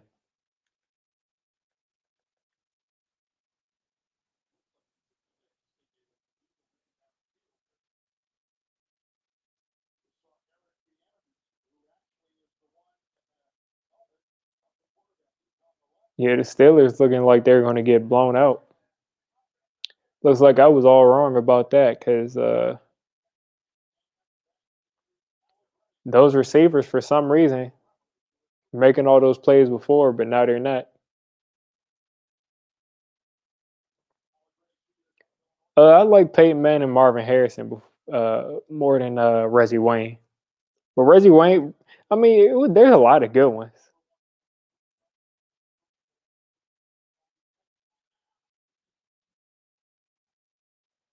Definitely a lot of good ones.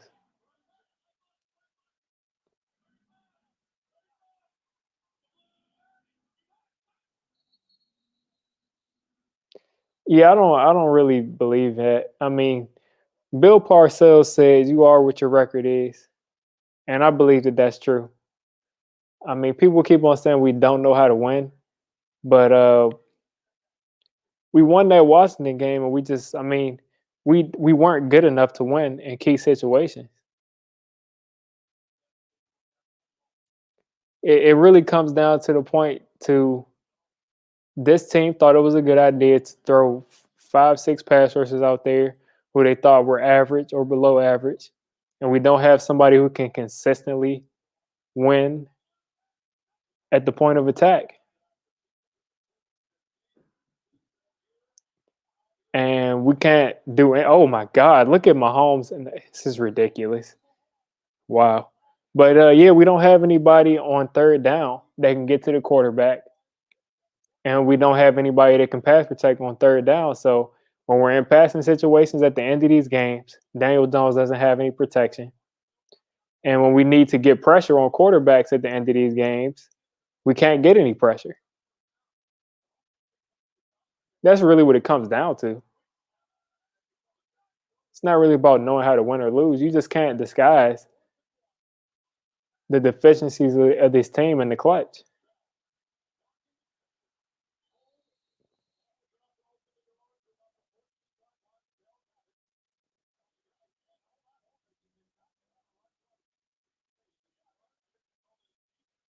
While Green Bay is getting, they're getting waxed. Yeah, we could possibly beat the Browns.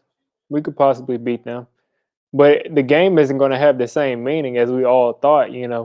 Because we all knew that if OBJ was coming back to play against the Giants, then there was going to be a lot of trash talk during the week. He was going to make it real dramatic. But now that he's not playing, the game doesn't really have as much meaning.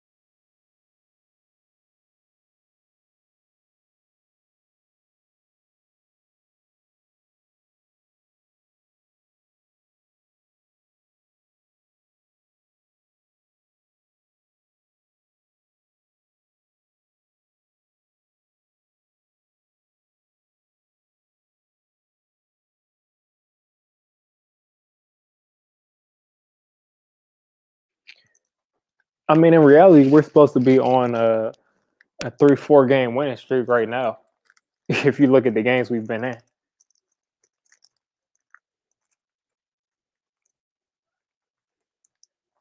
Yeah, but Baker Mayfield already apologized, so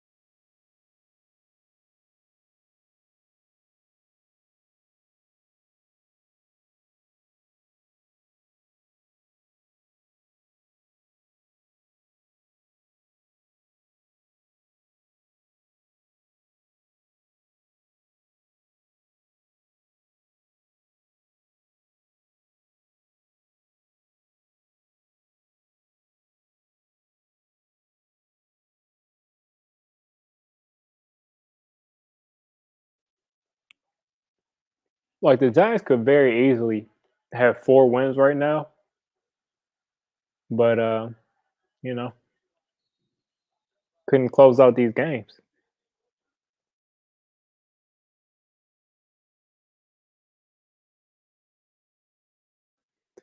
Now, I believe that Dallas should get blown out, But I wouldn't be surprised if Ben DiNucci comes out there and has one of those classic backup quarterback games where he looks amazing for 1 week.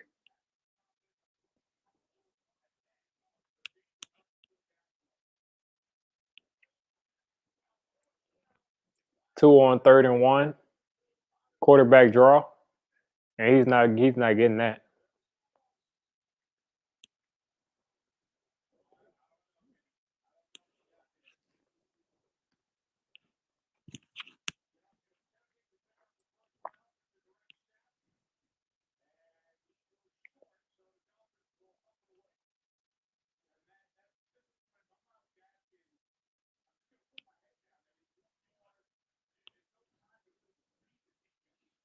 Yeah, I would not be surprised if Ben DiNucci came and and won the game. Just because I mean, the Eagles. I mean, no team in the NFC East is really all that good.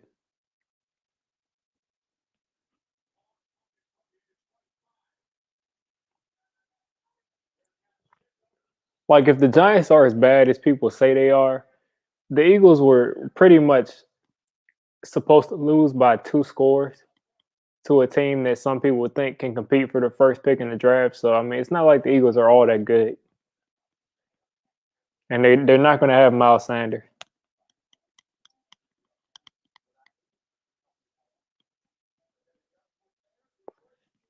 Yeah, I hope they tie too. But I mean, anytime it's between the Eagles and anybody else, I'm always rooting for the Eagles to lose.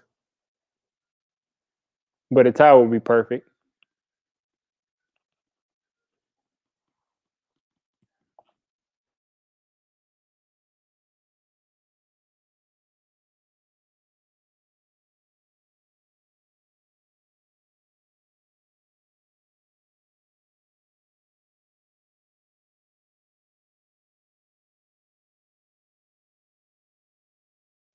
I cannot believe this dude, Deontay Johnson.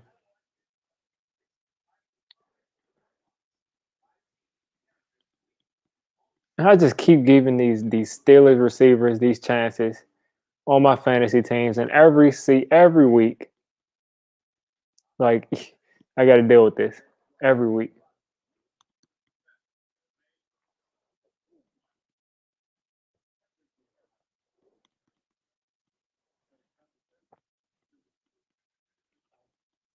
Like I'm ready to just completely just drop these guys.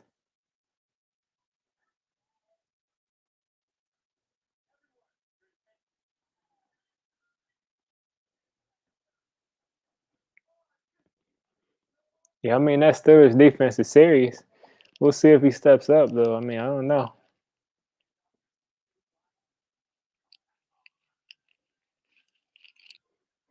Lamar is just amazing how he just consistently gets these touchdowns. I mean these rushing yards.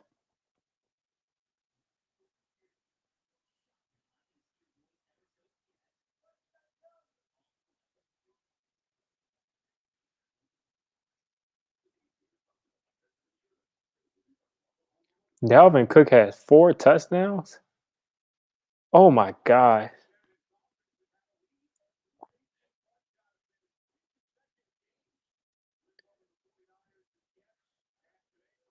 4 touchdowns? Yeah. That's pretty much a wrap for anybody that's going against him this week. 120 rushing yards, 3 rushing touchdowns, 63 receiving yards, and a receiving touchdown.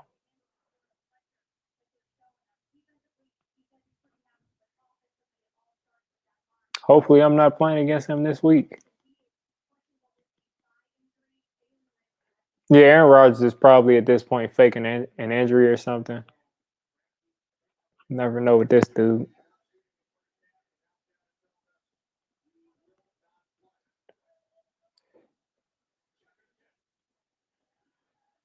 Like, oh my god, the Dolphins are just the line of scrimmage. They're winning the line of scrimmage every play.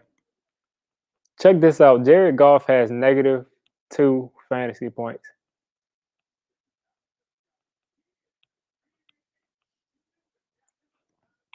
He has -2.5 fantasy points.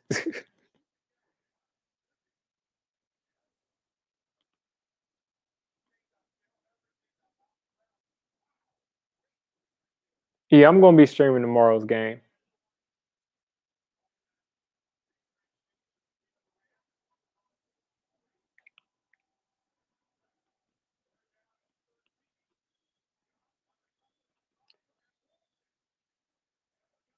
Wow, Jared. Oh boy, the Rams. They did not. They woke up on the wrong side of the bed today. They can't do anything. You know it's bad when the Jets game is more entertaining than your game.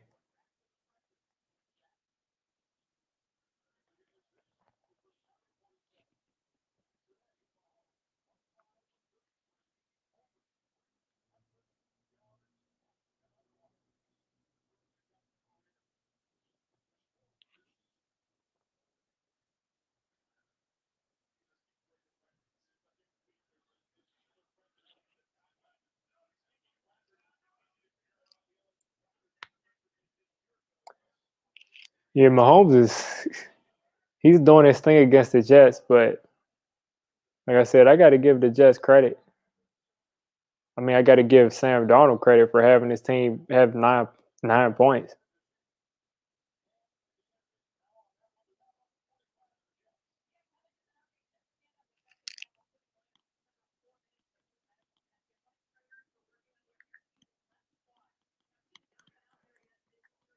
Man, there's some boring games going on. Whole lot of nothing. Patriots tied up the Chiefs. I mean, Patriots tied up the Bills though.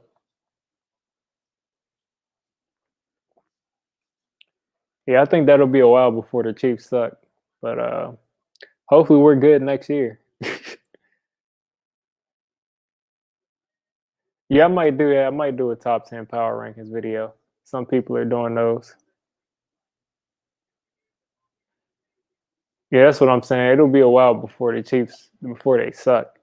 Maybe they might not be the best team in the league, or in the top two, 3 teams in the league, but it'll be a while before they suck.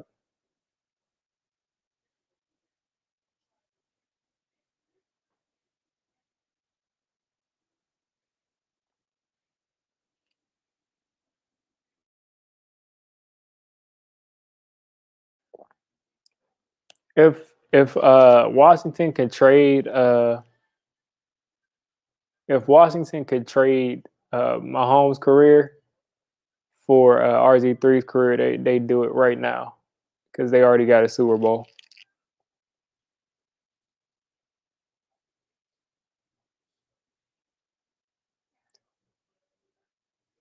Yeah, I know they're playing the Jets, but I mean,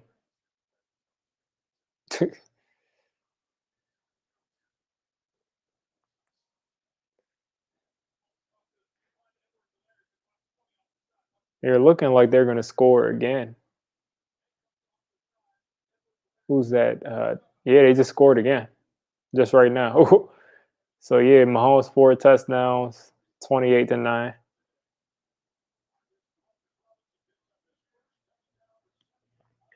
Man, Mahomes has been carrying my fantasy teams for the past what 3, 4 years now.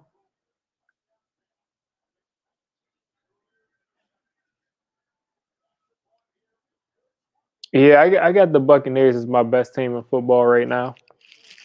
Depending on what they do against the Giants, who are bottom 4 team in the league, I mean, they can stay there or move down. But I think they're the best team in football.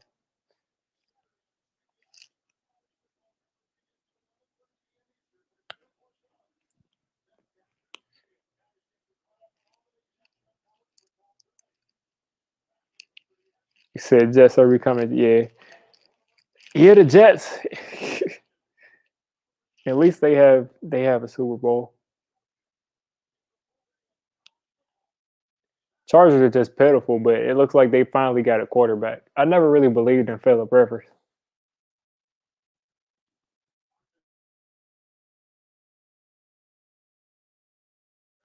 Yeah, the Steelers can't be the best team because they don't have the offense right now. I mean, they need to do more on offense. But I have them as my second best team because they have games where Chase Claypool goes off. They got games where Deontay Johnson goes off, and it looks like they have all these weapons. And now they're out there with three good wide receivers, and they can't move the ball.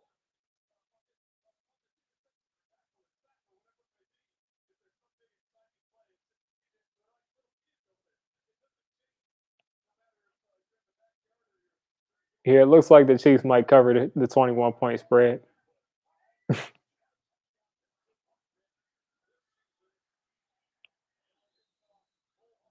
Yeah, the Chiefs. Oh, Steelers are in the red zone.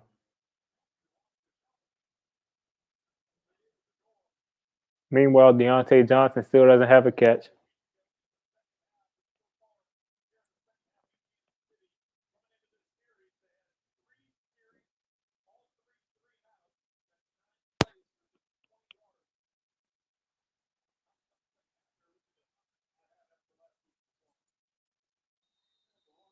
No, they can rush the passer. I mean, maybe they. I mean, you got to realize the Ravens' offensive line is really good, but I mean, they usually can get pressure, but they just blitz. That's just what they do. They just like sending different blitzes at people.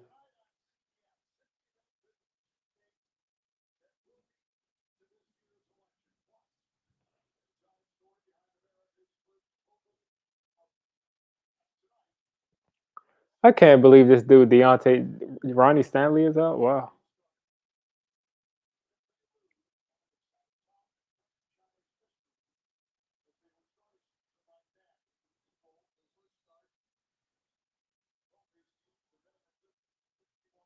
It said Deontay Johnson is out here. Man, that dude has lost me 2, 3 games by himself, man. Like 0 points multiple times.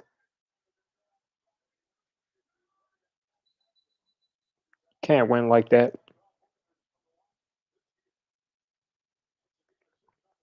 You mean keep Freeman for next year? I mean, I don't think they need to keep Devontae Freeman for next year. They can draft a running back in like the fifth round.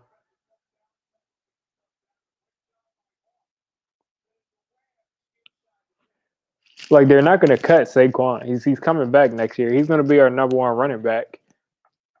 We just got to just get an offense that works for him. We got to give carries that actually work for him. We're running him like he's some north south back, and that's not how he plays.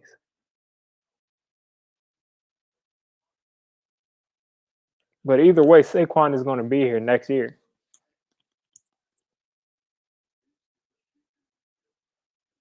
like 100%. Unless he gets injured again before the season, he'll be our number one back at least next year. Then after next year, he's gonna have a 5th year option. So if not, they're gonna have to trade him. But at least next year, he's gonna be our starting running back.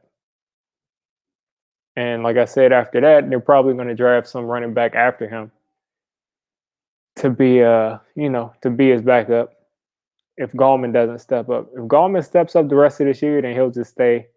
And even then, we'll probably still draft a running back.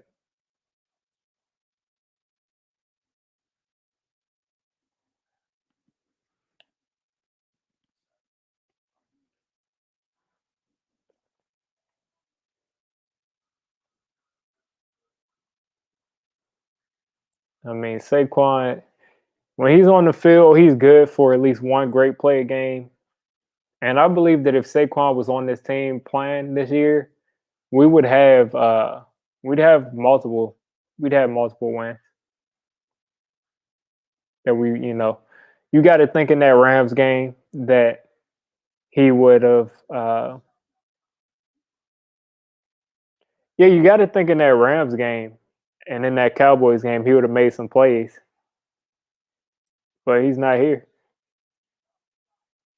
And if he can't stay healthy at running back, and as much money as he's going to cost, that's going to be a factor.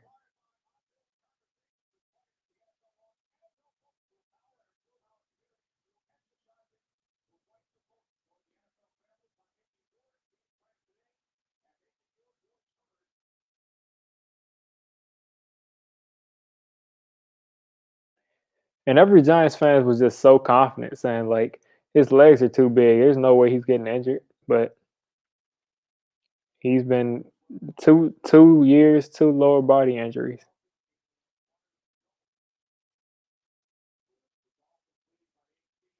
I mean, I want Evan Ingram gone because of what he does. I mean, the drop pass. I mean, people are that mad at Evan Ingram dropping that pass because he does this all the time. Like he consistently drops all of the passes that he needs to catch. He drops. I don't care that Jerry Reese drafted him. I mean, I'm more care that Evan Ingram because Jerry Reese drafted Sterling Shepard and Sterling Shepard was he was perfect. He was perfect for us last week. I mean, he's the best receiver we have, and he consistently gets open, but he's injury prone.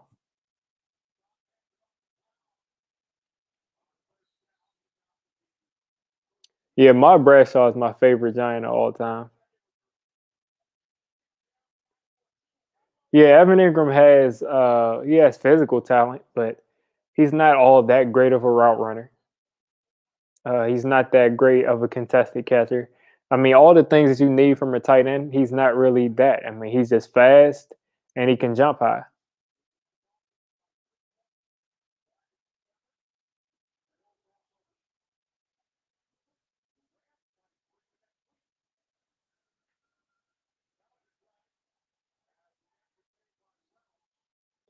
Like if Caden Smith had Evan Ingram's talent of like athletic talent, then Caden Smith would be, towards the top of the league in tight ends because Caden Smith can catch and he can run routes probably a little bit better too. I mean, Evan Ingram doesn't even run routes all that well.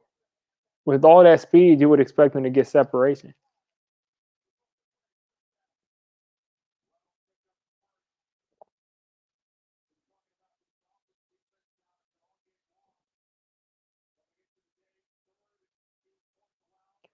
Yeah, Mark Bradshaw definitely my favorite Giant of all time. Uh, him and Brandon Jacobs and Derek Ward definitely fun to watch.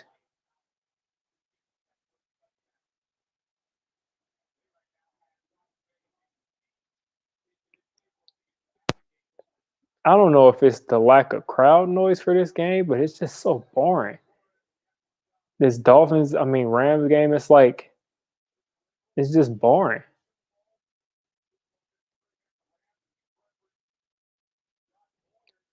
Bills went up 21-14 on the Patriots. Colts still leading the Lions 28-14. Yeah, Corey Webster was a beast. Bengals up 17-7. Chiefs with the ball back up 28-9. About to kick a field goal, it looks like.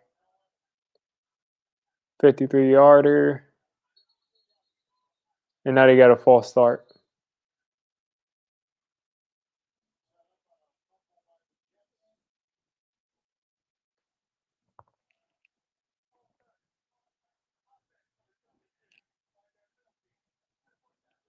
So now instead of a 53-yarder, the Chiefs have a choice. Do they want to kick a 58-yarder or are they going to punt it?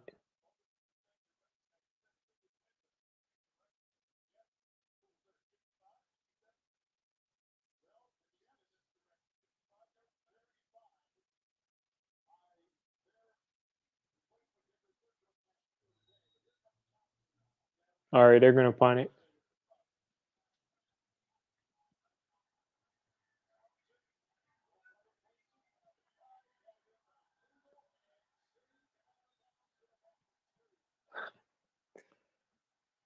Yeah, I liked a lot of the older Giants. Corey Webster had a year where he was like a shutdown corner. Aaron Ross had a great year. Terrell Thomas had a great year. We used to have a lot of talent. Jerry Reese used to be great at taking talent, but from like 2012 on, he was horrible.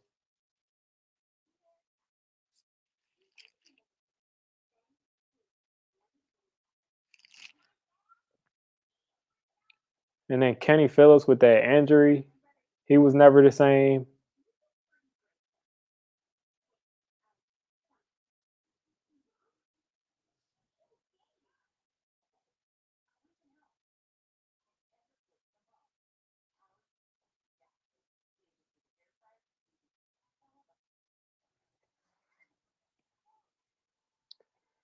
Jake Ballard tore his knee up. He was never the same. Like he ended up tearing his knee up and going to the Patriots and then never getting playing time. There was a lot of guys from that era that we just lost. Yeah, David Wilson came out and he had a couple of exciting games. He never really had exciting games running the ball, but in the return game, he had that exciting game against the Saints. And yeah, and his neck was messed up. Yeah, yeah. I mean, there's some explanations for why Jerry Reese's picks didn't work. Yeah, I don't even know who I would sound like, but yeah. I mean, either way, Jerry Reese's picks, a lot of those picks didn't work out. Some of them were just complete busts. Like after he got past the third round, he just drafted guys who a lot of people thought would be undrafted,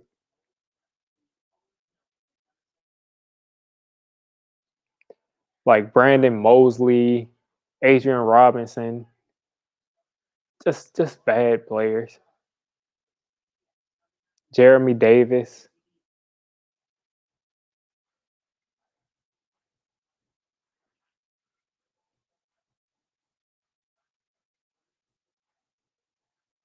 Paul Perkins was decent, but I mean, it's a lot of late round picks. It just didn't turn out well.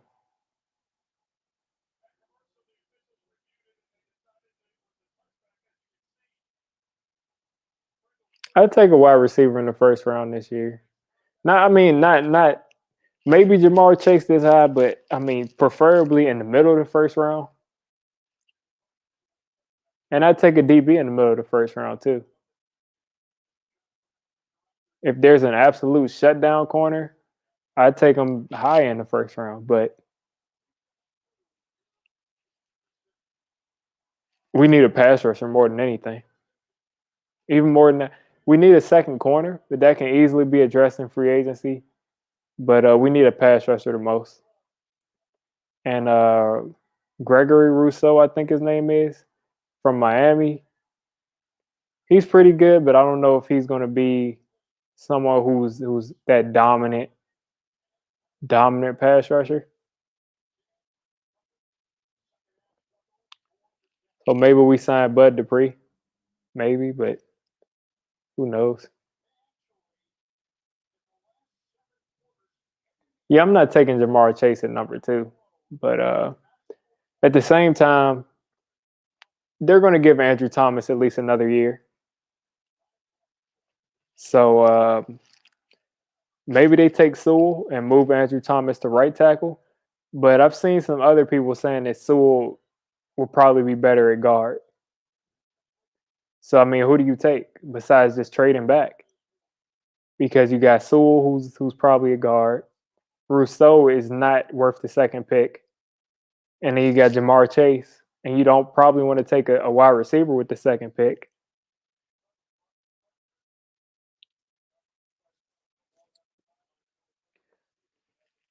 I don't know what the Giants' record will be. I can't put the bet aside because I just can't. But I don't know because I don't know what the Giants are because they play up to their competition no matter who they are. Usually, uh, they can beat any team and not surprise me, and they can lose to any team and not surprise me. So I don't know what their record will be. I really don't. I don't expect them to win tomorrow. We play Washington. I could see us sweeping those division games. I could see us not sweeping it. We play Washington, Dallas, and Philly one more time. So, like I said, I could see them sweeping those games very easily. And look at Sam Darnold getting injured.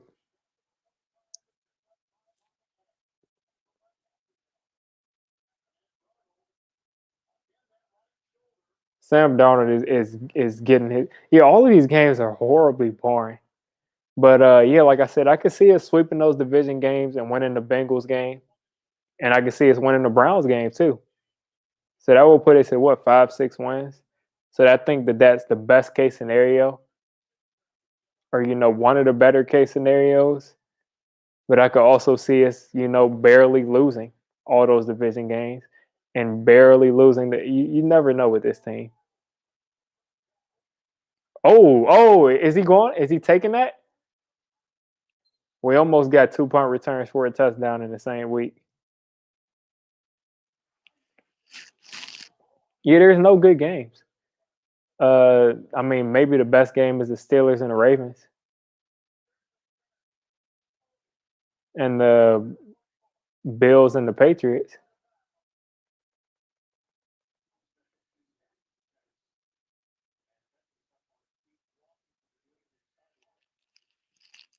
But yeah, the Giants can go anywhere from. I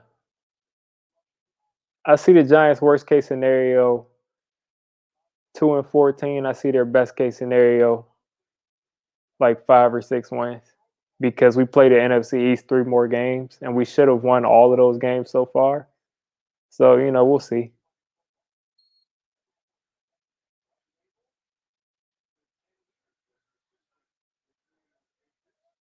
And the Browns without Odell, they could be whatever.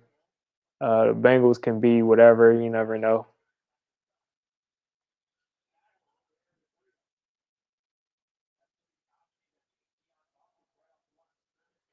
Yeah, I wish I could watch that Ravens game, but I can't.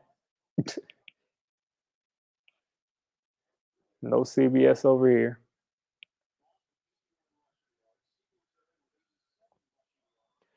Yeah, but the Dolphins pretty much their game is out of hand. Rams aren't coming back from that.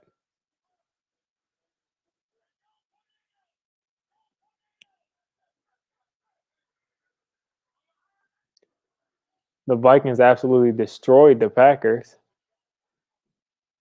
My picks this week are pretty wrong so far. I think I had the Packers winning. I had the Steelers winning. I had the Dolphins losing. I had the Bengals losing. They're blowing out the Titans. And I had don't remember who I had winning between the Bills and the Patriots though. But my picks so far are pretty. I'm close to 500.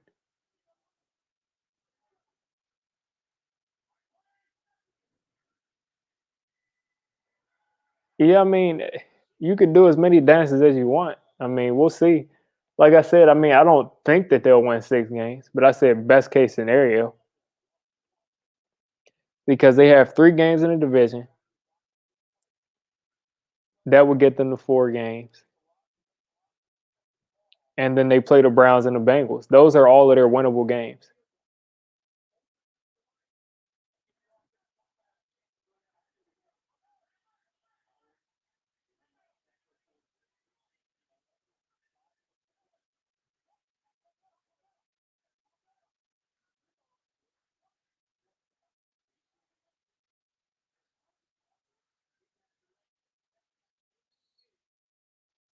because yeah, and the Cardinals game is a winnable game. It depends how they're playing. I mean, depends if Kyler is still on that streak, but yeah, that's 3 games in the division. Bengals, Browns, Cardinals. That's 6 games, and then yeah, that's pretty much it.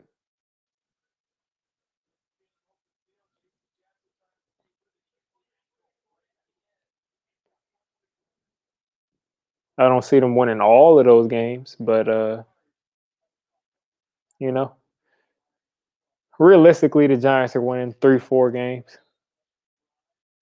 I don't see them beating the Bucks tomorrow, but I mean the Bucks fans are talking crazy. I don't think we're getting blown out just because we haven't really gotten blown out. But I don't see us winning anyway, so it doesn't really matter how we lose.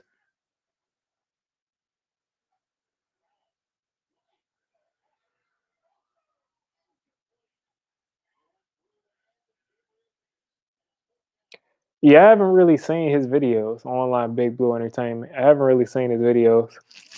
I see his videos recommended, but I haven't. I don't think I've watched any.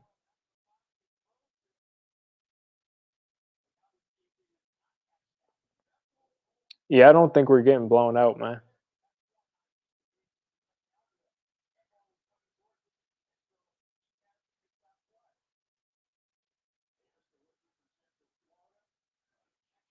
Was good toast. Yeah, I don't think we're getting blown out at all because I just don't see it.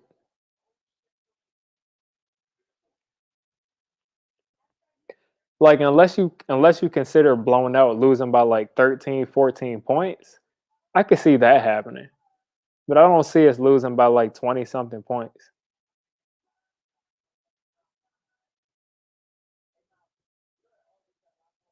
Like I don't see us people think we're losing 30 something to 7, 40 something to 7. I don't see that. But I could see us losing. I mean by like anywhere from 3 to 14 points.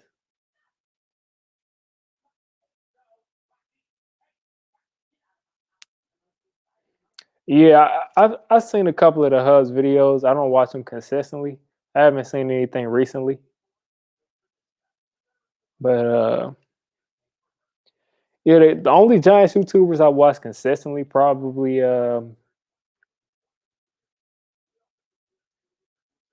I would say Fisk. I watch Bad Dog pretty consistently. Uh, Big Blue Unbiased, the Entertainer probably at least a couple days a week. So, but I haven't seen the Hub too much. I work with a lot of these Giants YouTubers. They all make good videos.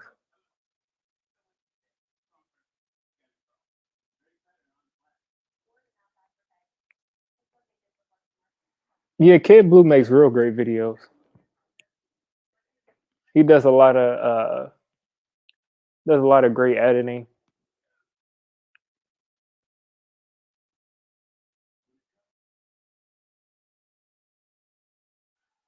You said authentic? I've never seen. I don't know who that is. Authentic.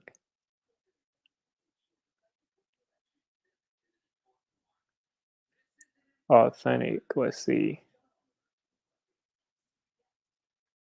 Yeah, Mike Too Nice. I see his videos recommended, but I don't watch them too much.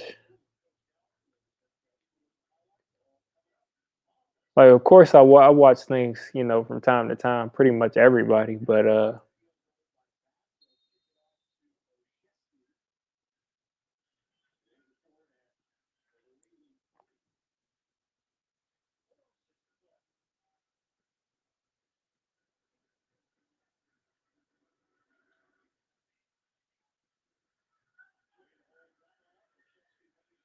Bills up 24-21. But yeah, I mean, I don't get to see all of these people's videos, but I usually keep up with them from time to time. Yeah, I just gave him a sub. Yeah, I've never seen these people authentic in the beard though. But yeah, I'll definitely check them out.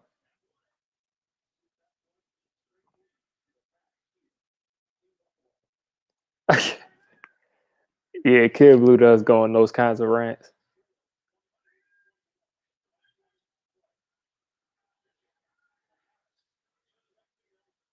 Yeah, but I watch a lot of Giants YouTubers, just not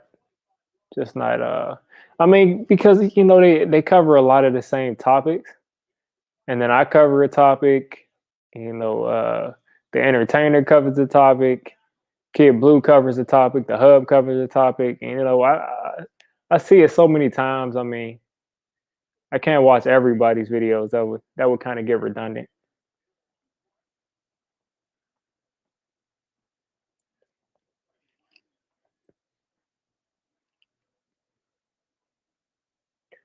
Yeah, Daniel Jones needs to be a running quarterback in this offense.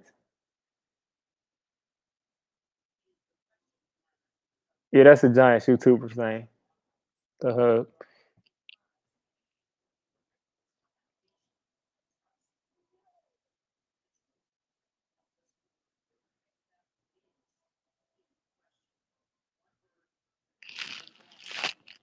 But yeah, there's. I mean, I stopped making videos for like a couple years. Think about a year actually, and then came back and there was like 20 Giants YouTubers all of a sudden. Yeah, there's a lot. And it's crazy that so many Giants YouTubers have popped up while the team has been so bad.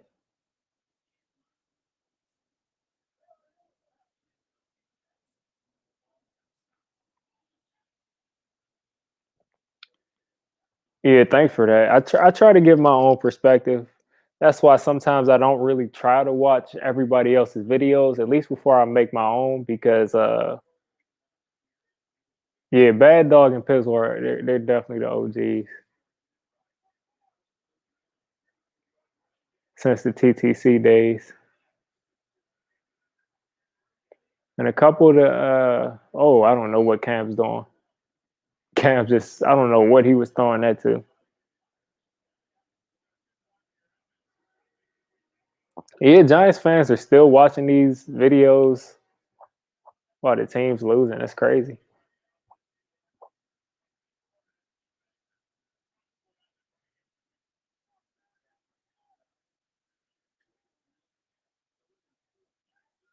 Yeah, but like I said, I try not to watch uh, other people's videos before I make my own about a topic. And sometimes if I do, I just don't make the video about it. Because if they've already said what I would say in that situation, there's kind of no point in making it.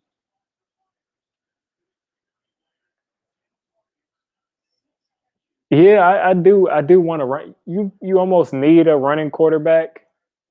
I mean, Tom Brady is Tom Brady, so that's him. He's a pocket passer. But other than that, you almost need a rushing quarterback in today's league.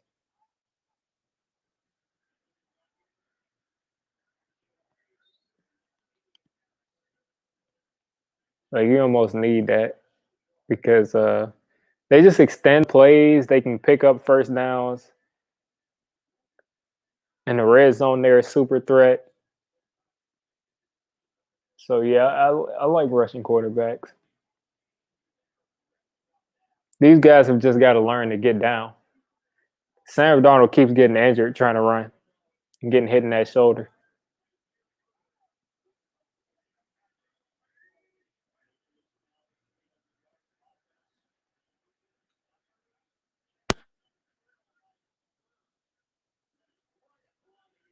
Cam Newton throwing that to Demaris Bird.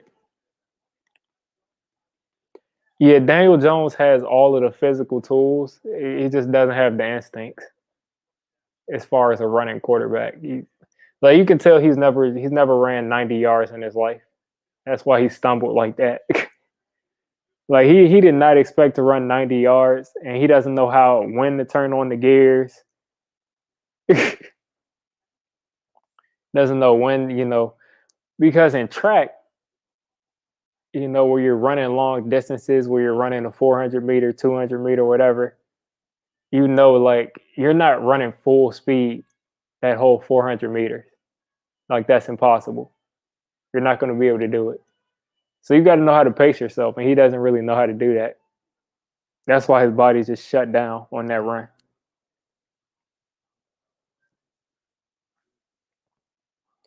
Yeah, I mean, that's pretty much what you want. Everybody wants to be like Mahomes these days. They want a mobile quarterback that can throw the ball 80 yards. That's pretty much what everybody. That's what Justin Herbert is.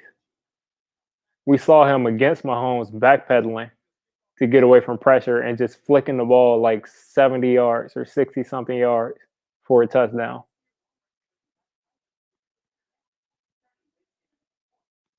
So that's the prototype. I would say Daniel Jones has a decently strong arm. He's no Mahomes though. I mean, he's no Justin Herbert or Mahomes, but he's got a decently strong arm. He can move in a straight line. He's faster than most of these quarterbacks, but he's not really a guy in the open field who's gonna, make people miss and all of that.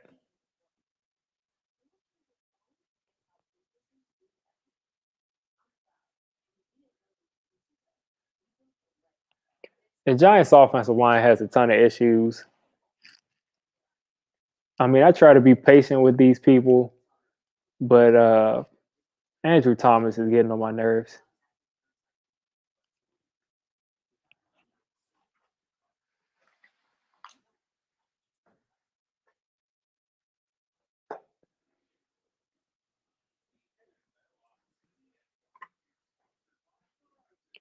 We'll see Shane Lemieux for the first time tomorrow, though. We'll see how he does. Two rookies beside each other.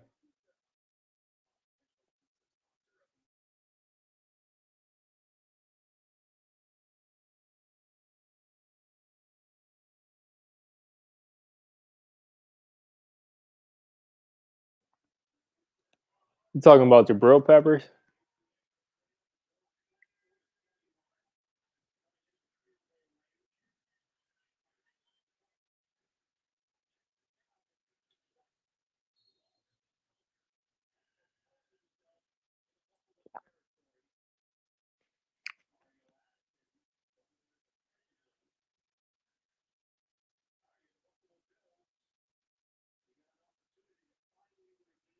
I'm pretty sure Jabril Peppers is playing tomorrow.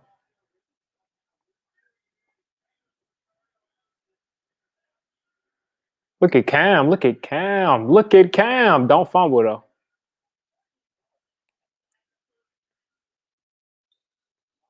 Yeah, I don't think yeah, Jabril Peppers. He's playing tomorrow.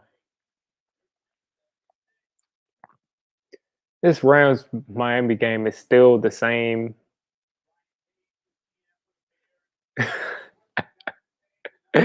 Yeah, yeah, the Jets. They don't have.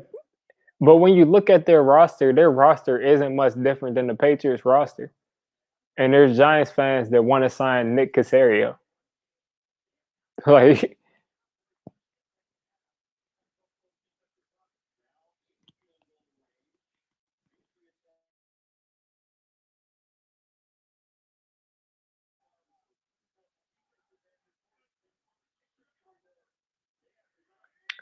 there's a minute left in this Patriots game, and it looks like Cam is about to put the game away.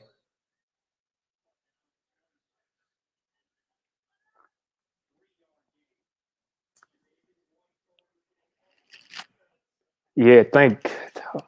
But Ryan Lewis is out tomorrow too, so that's our second corner. He's out. Madre Harper's probably going to start in his place because nobody wants to see Corey Ballantyne out there.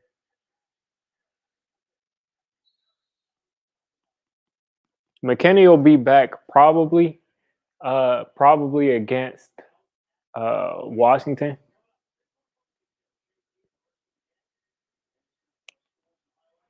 He was supposed to come back like week 10.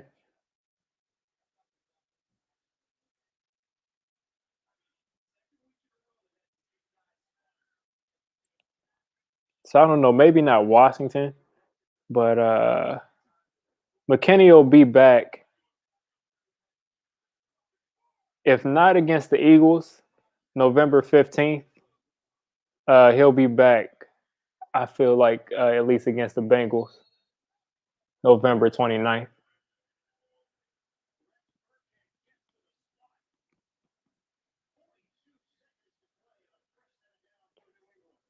Because what I saw before the season, they said, yeah, end of October, uh, mid November. So, like I said, if he's not back against the Eagles in 2 weeks, then he'll be back definitely in 3 weeks against the Bengals.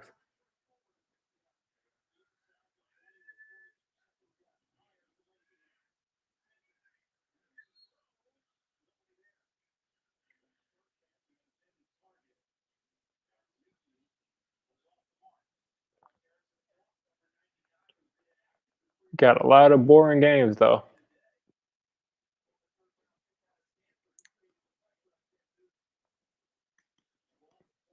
It looks like looks like the Chiefs are going to cover this 21-point spread though.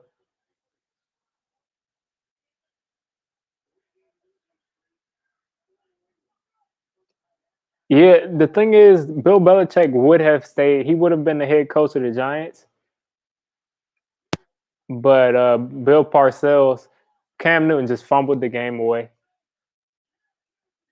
Cam Newton fumbled the game away. Yeah, Cam Newton just fumbled the game away. Wow, I can't believe that.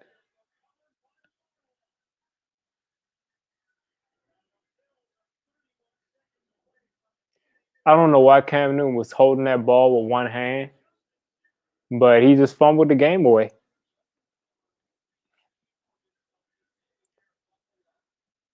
Like you're on basically the goal line.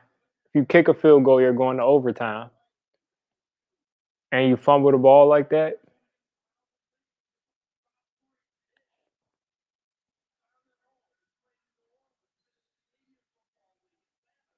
Yeah, but like I said, Bill Belichick was going to stay with the Giants as their head coach, and Bill Parcells left, and he handpicked Ray Handley to be the Giants head coach. And he said that Bill Belichick wasn't ready to be the head coach. He wasn't ready to be a coach. He said Bill was only a defensive coordinator, so we got Ray Handley instead.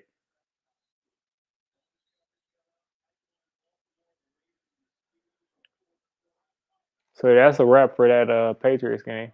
They're nailing that out.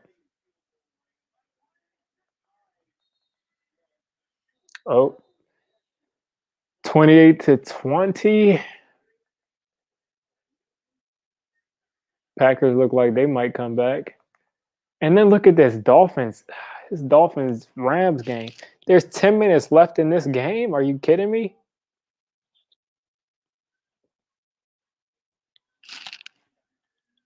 Let's look at Tua's stats.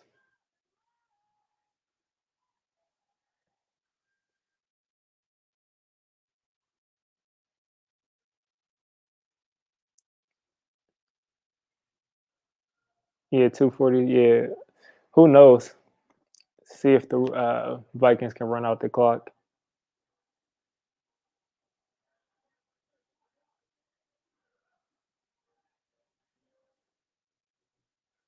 Yeah, Tua had 67 yards, 9 for 18 for 67 yards. They haven't really had to do much.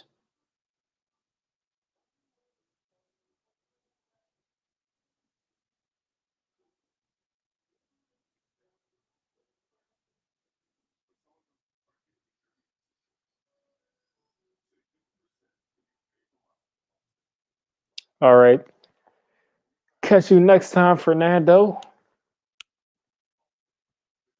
I'm gonna be streaming the game tomorrow, so if you drop in then, see you then. If not, man, have a good one on this boring Sunday.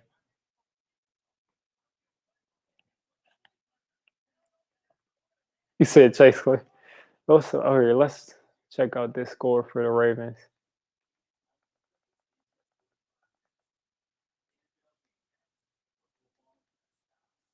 Ravens back ahead.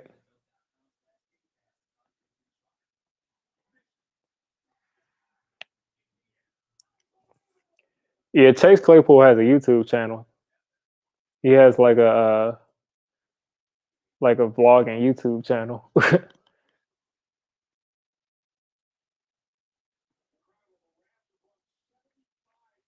Yeah, the Browns put up 6 points. That's unacceptable.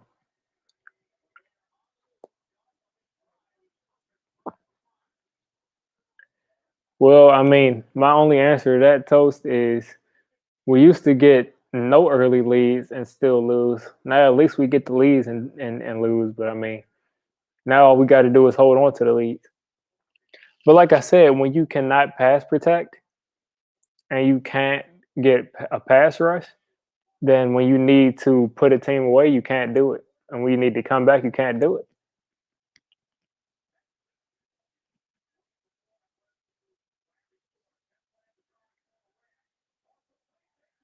Wow, Jared Goff to Robert Woods wide open. Now, if the Rams come back, that'll be pitiful. 17-28, it's about to be.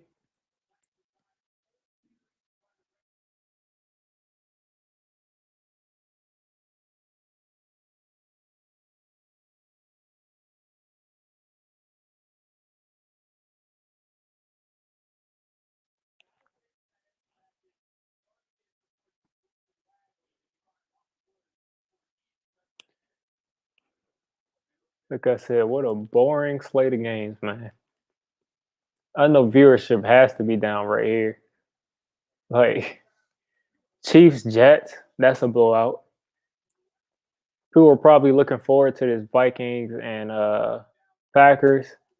Probably looking forward to that Ravens and Steelers. So, and the Steelers just scored. Wow.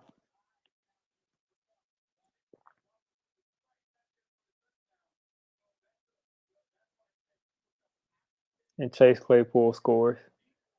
I can't believe this. Oh man, Deontay Johnson is going to get cut from my fantasy team, and he's not coming back. He's not ever going to play for me again.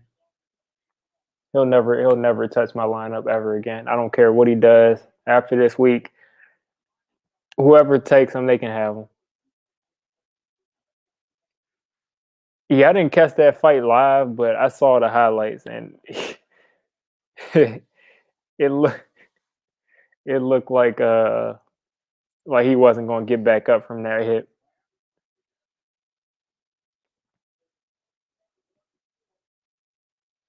Yeah, that's bad for him. It looked like he was serious. If he would have hit him again, he would have been in serious danger. Because it looked like he saw him falling, he was going to hit him again, but he said, "No, let me not hit him," because he laid dude out and he wasn't moving.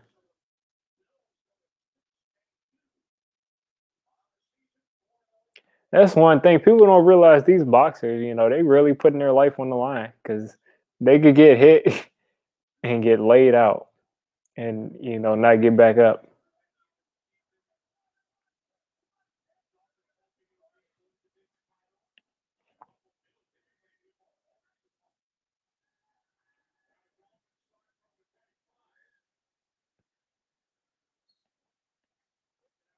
Yeah, but I didn't see his walkout. All I saw was uh all I saw was the highlights to that fight.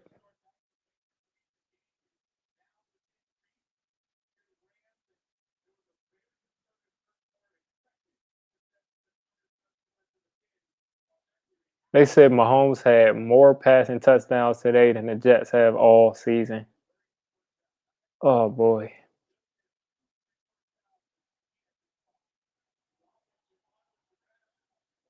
I think I started the Rams defense this week. So that didn't help me at all.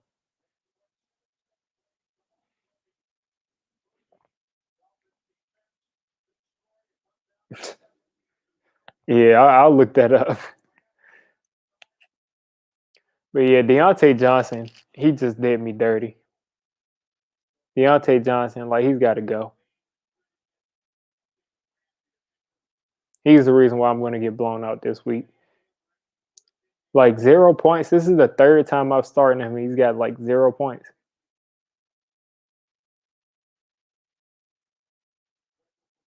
And I started him over Chase Claypool. And Claypool's got 13 points.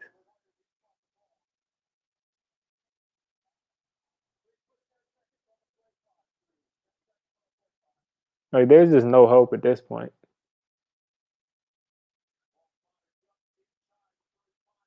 Should have never put my trust in this dude.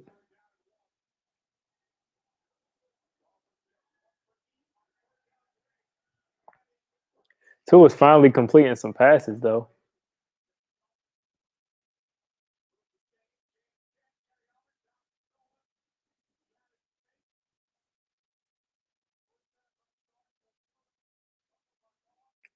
Tua got a gift as his first start because he got to just go out there and just watch the game. He didn't really have to do anything.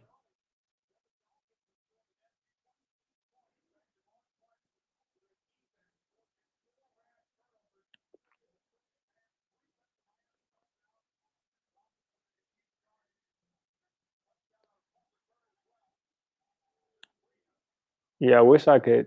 Let's see.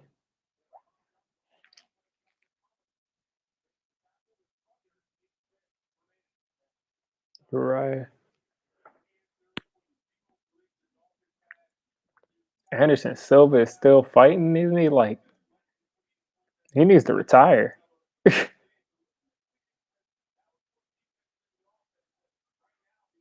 Anderson Silva is 45. He's too old to be fighting like that. He needs to retire.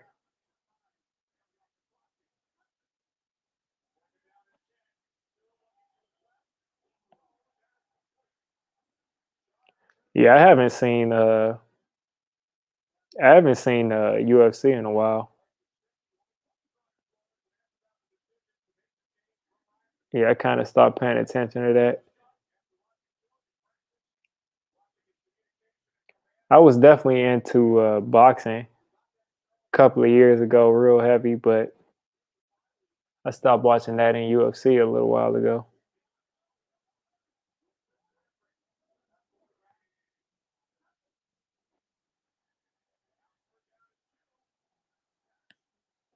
I just hate to see drop passes.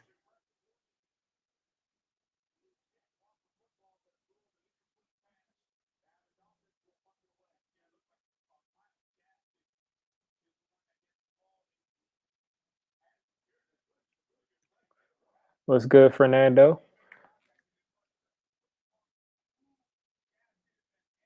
You said Steelers are, yeah. The Steelers, I mean, anybody that's going against Lamar Jackson is probably going to give up the run because he could keep the ball. If the Giants would have gotten the run some option week one against the Steelers, we probably would have two more scores against them because they were crashing on that running back over and over again.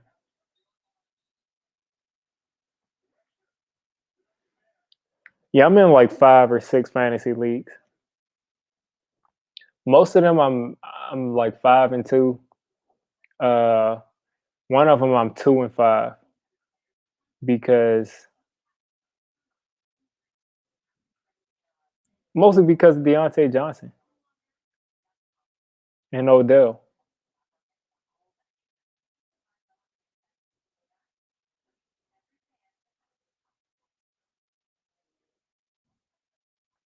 Like Deontay Johnson plays this whole game, and yeah, I had to do that too. I still got Evan Ingram out here, but I tried to get Gronk. I couldn't get him. I think somebody picked him up weeks ago.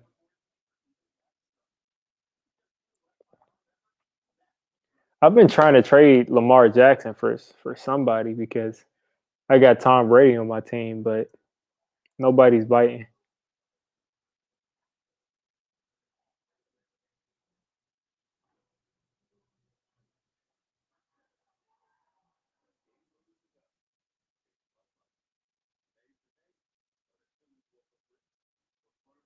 You said the Dolphins suck. Well, they're going to win this game pretty easily.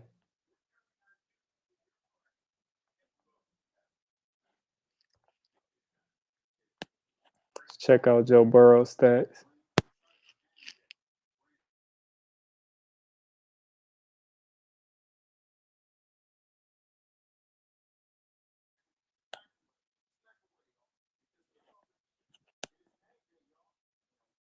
All right.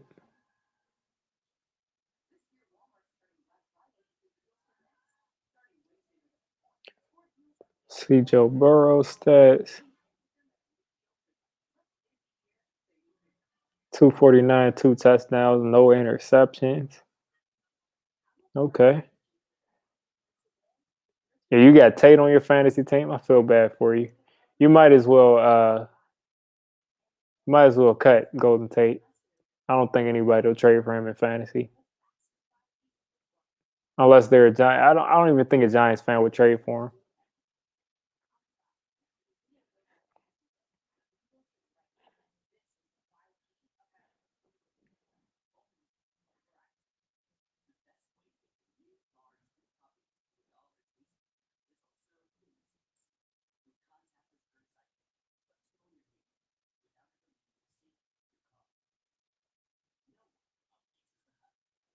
See what the Titans.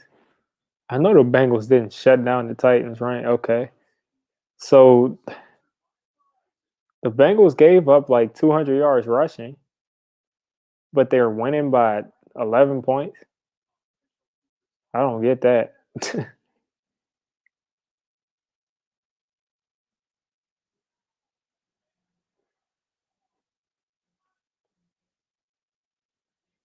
Yeah, you can trade him for anything, but I don't think anybody will give up anything for Golden Tate because he'll probably give you the same production that someone uh he'll probably give you the same production that someone that's a free agent would give you. What's up, Unlimited?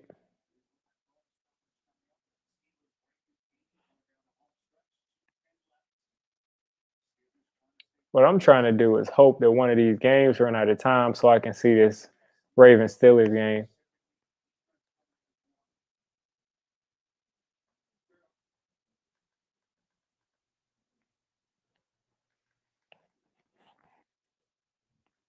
Tua, we don't really know how he's looked because he's not really done much. He hasn't really done anything.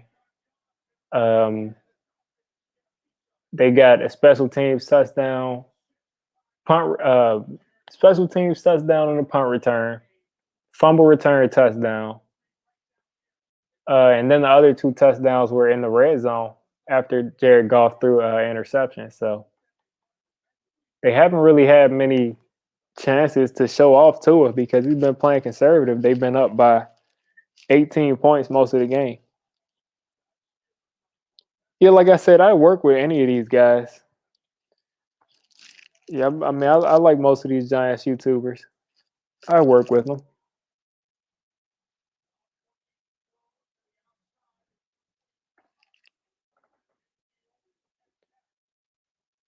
Yeah, they're pretty solid YouTubers. They make good content. They're consistent. All of that.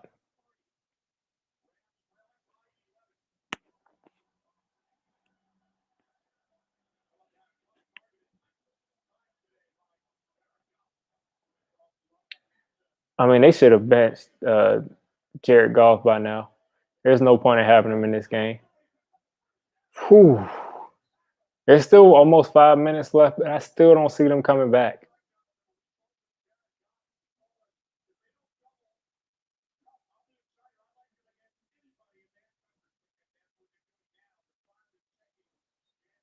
Yeah, but Tua, I can't really judge Tua because his team got him up by like 20 points.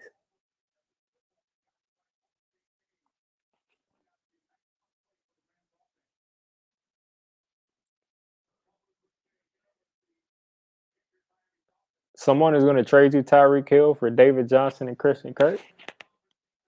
I'd do that trade all day. I mean, somebody does that.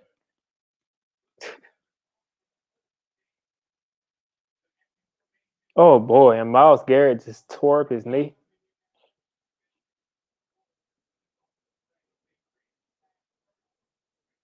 Wow. Yeah, Miles Garrett just tore up his knee, so that sucks for the Browns. They lost Odell and Miles Garrett 2 weeks in a row.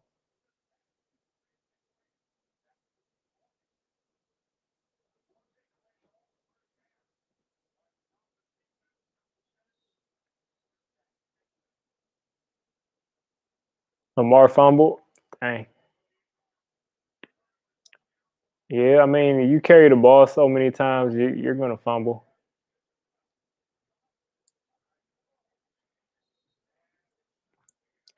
So I guess my Pittsburgh pick was accurate if they hold on and win.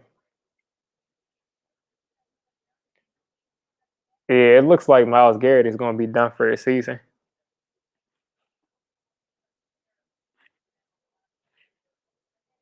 Yeah, who are your free agent receivers in your league?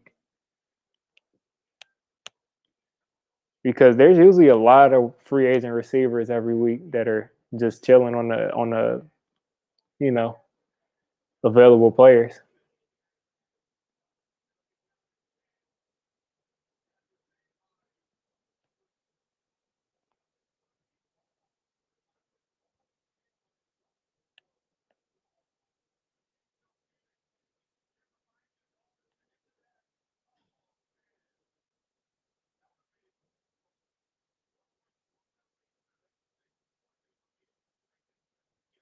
Packers. All right. Oh man, Gerald Everett is like he's just like Evan Ingram. Like he drops so many passes. All right, let's see.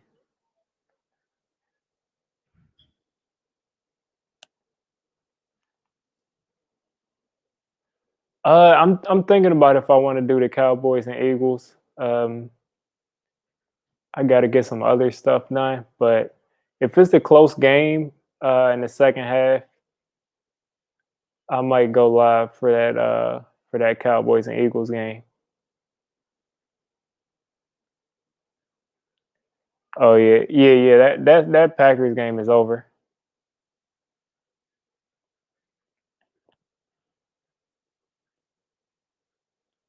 I don't think anybody's all that excited to see Drew Brees and Nick Foles go at it.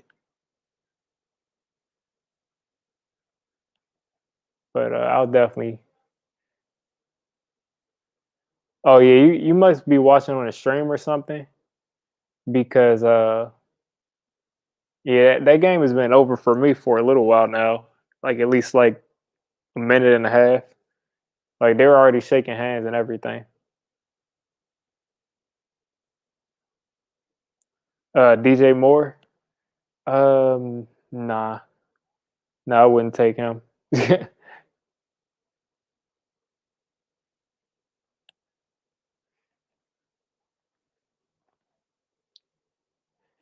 mean, he has on and off games. Let me check his recent games.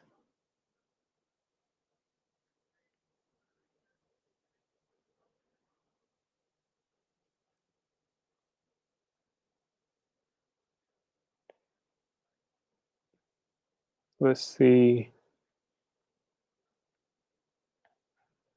The Steelers are punting, or let's see. I'm gonna switch this over to the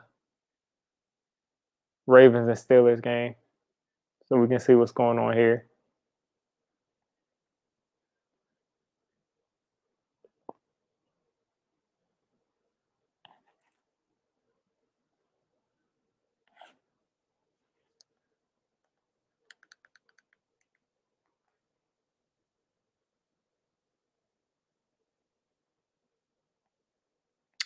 Yeah, Aaron couldn't bring him back. Okay, yeah, yeah. There might be just a delay on the stream. That's why.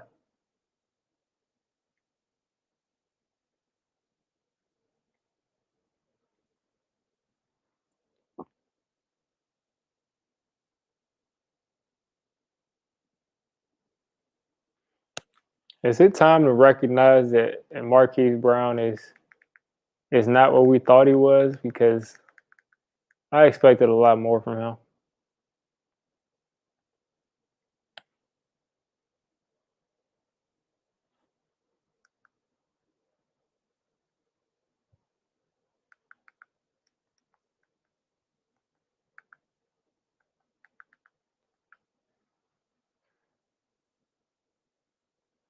All right, let's see what Lamar got. See what he's doing.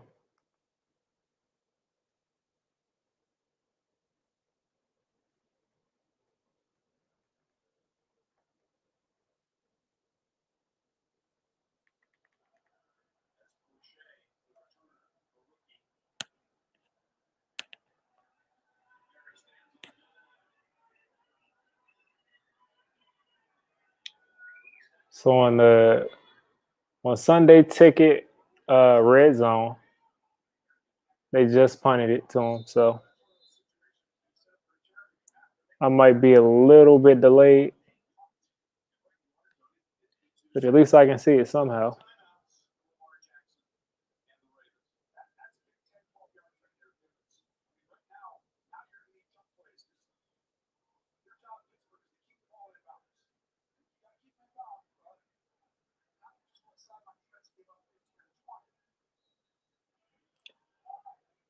Yeah, I've done that against Washington, and I did pretty good. I've done that against Washington about what 7, 8 years ago. I did that against the Jaguars, so that can definitely work. Just signing whoever is playing against whatever team. Like last week, I signed Boston Scott for a week because I knew he'd have a good game against the Giants.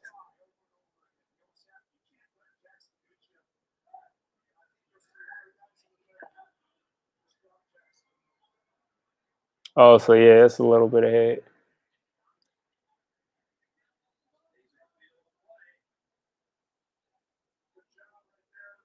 Yeah, so the ESPN thing is 2 plays ahead of me, and Willie Snead for 33 yards. Yeah, they got to score. 5 seconds left.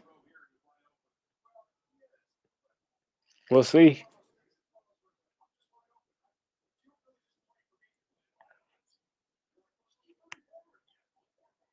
I don't know what's going on with this clock on on ESPN. They're saying that it's 146 left when it's clearly not.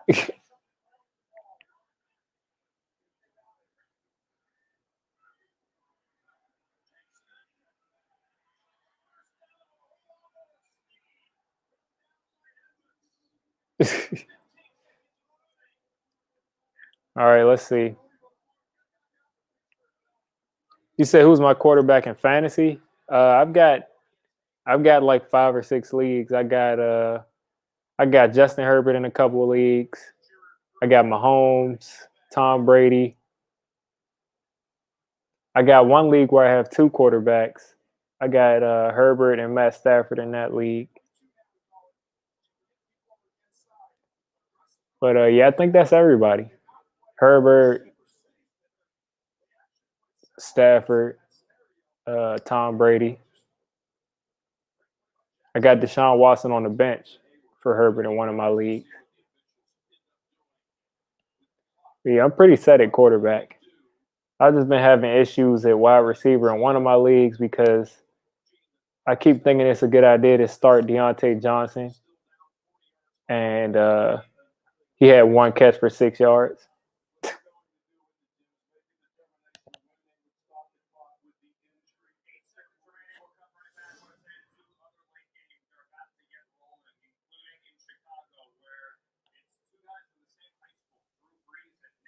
Oh yeah, Nick Foles and Drew Brees did go to the same high school.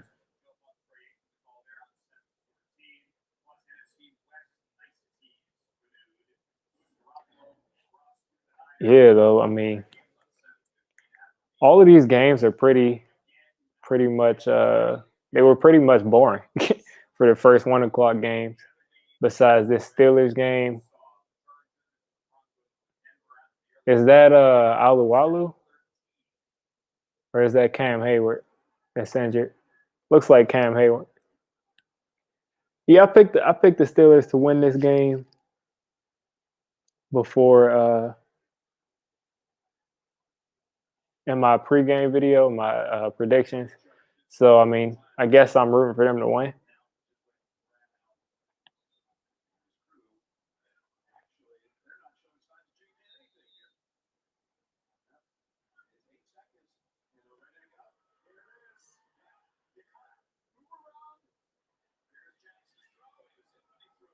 Wow, 5 seconds.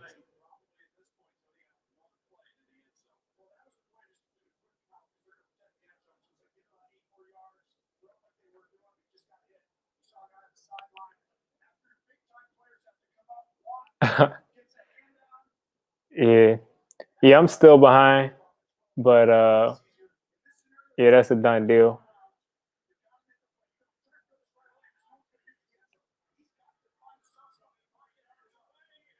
Wow, that should have been intercepted.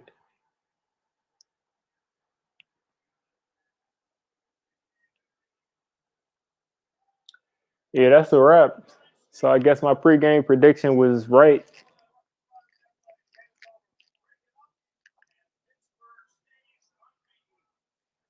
And then like that boring game that we all started this stream, man, is still going on. Just think about it.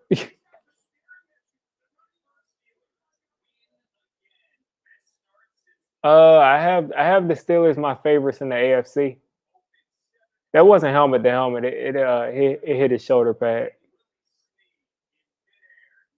His shoulder pad hit his helmet, and that you can kind of say that might be pass interference, but also he went for the ball.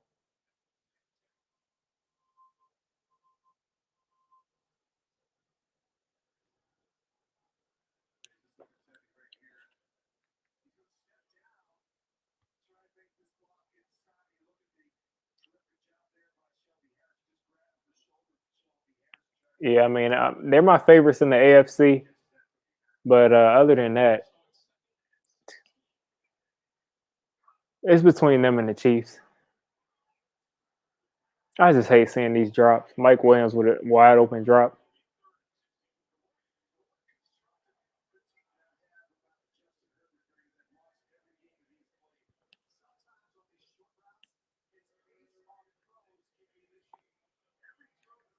But I guess I titled this stream was supposed to be about Tua, and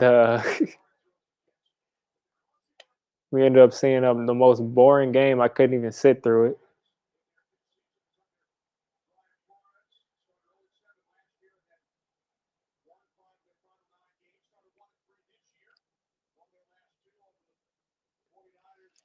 Hey, like I said, if you could get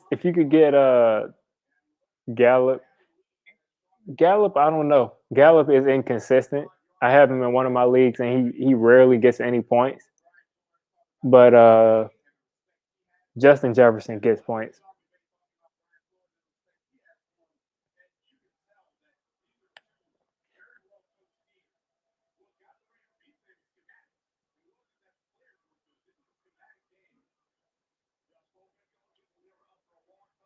This is what you love to see: players getting fantasy points for you at the end of these games. But that Rams Dolphins game is over. Tua gets his first one without having to do anything.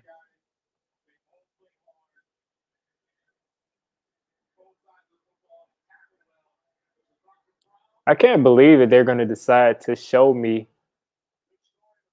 It looks like I'm staying in Sunday ticket because the game they're trying to show me is the Bears and the Saints. But clearly, Seattle and the 49ers are probably the game that most people want to see.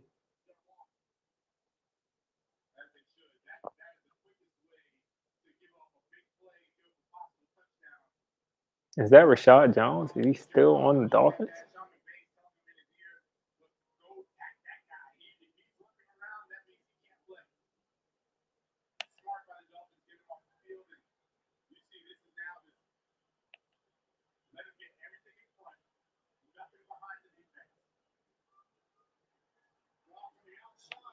All right, that's not Rashad Jones. I don't know who that is.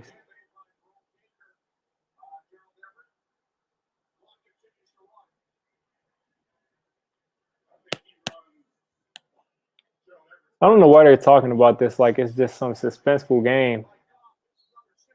And yeah, Robert Woods couldn't get out of bounds in that ball game. That's it.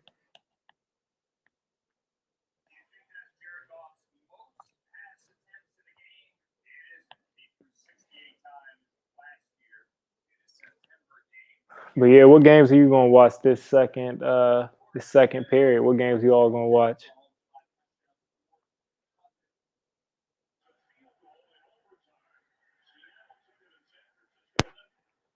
I'm gonna be watching this Seattle San Francisco game.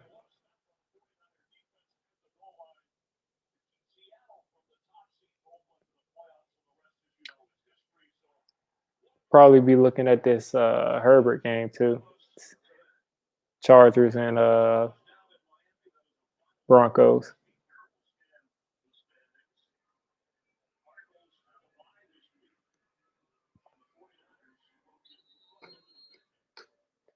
Cardinals had a bye week, and oh,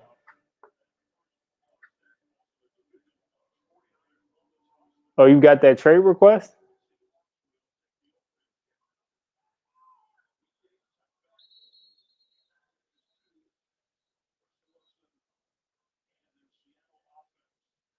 Philly and Cowboys is tonight.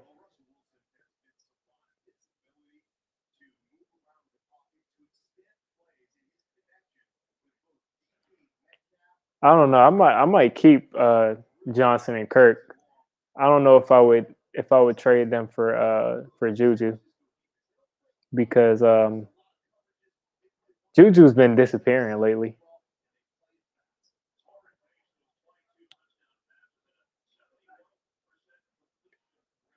Oh, I definitely play Madden. I don't get to play it as much as I used to, but yeah, I have Madden 21.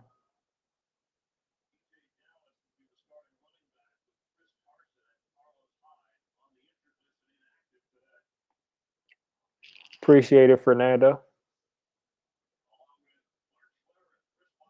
Yeah, I wouldn't make that trade. I'd rather just keep Kirk because Kirk at least is a deep threat for Kyler. Juju has been getting phased out of the offense. I don't know why. Russell Wilson gets sacked. And Jamal Williams, he's not the number one option at running back, so I wouldn't make that trade.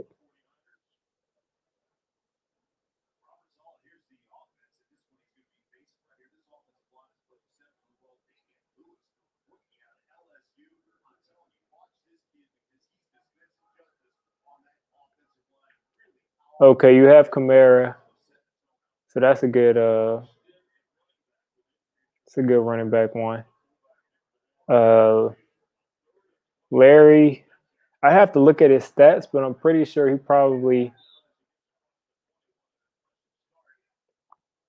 let's see.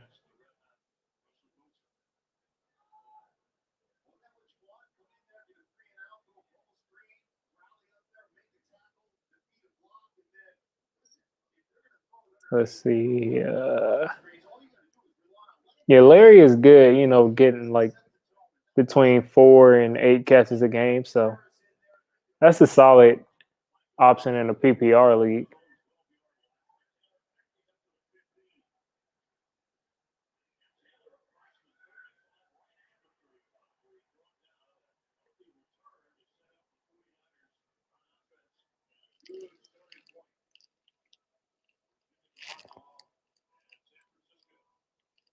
Yeah, well, Devontae Freeman isn't. He's not playing this week. He's injured.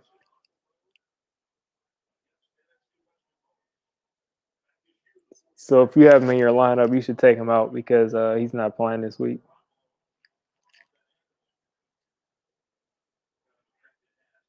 If you believe it all in Wayne Gallman, maybe give him a look. But if you absolutely, I mean, I would just stay with David Johnson.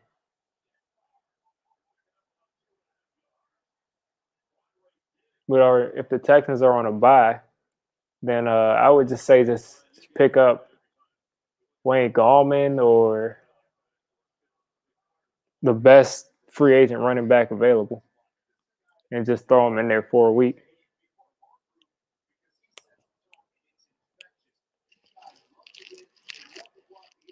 You have any other running backs on your bench?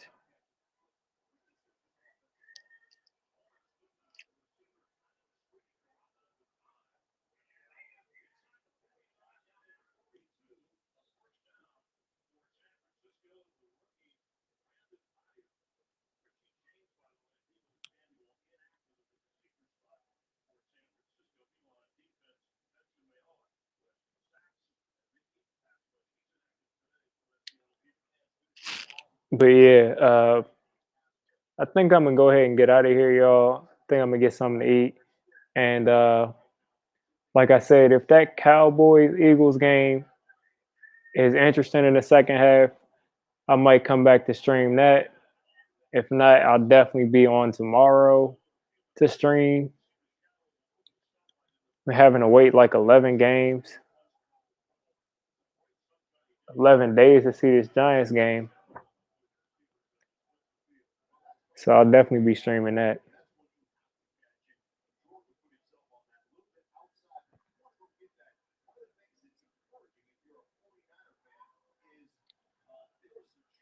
Well, if you need somebody for this week, uh, if you need somebody for this week, then you can't take James White. You'd have to take somebody from either a Cowboys game or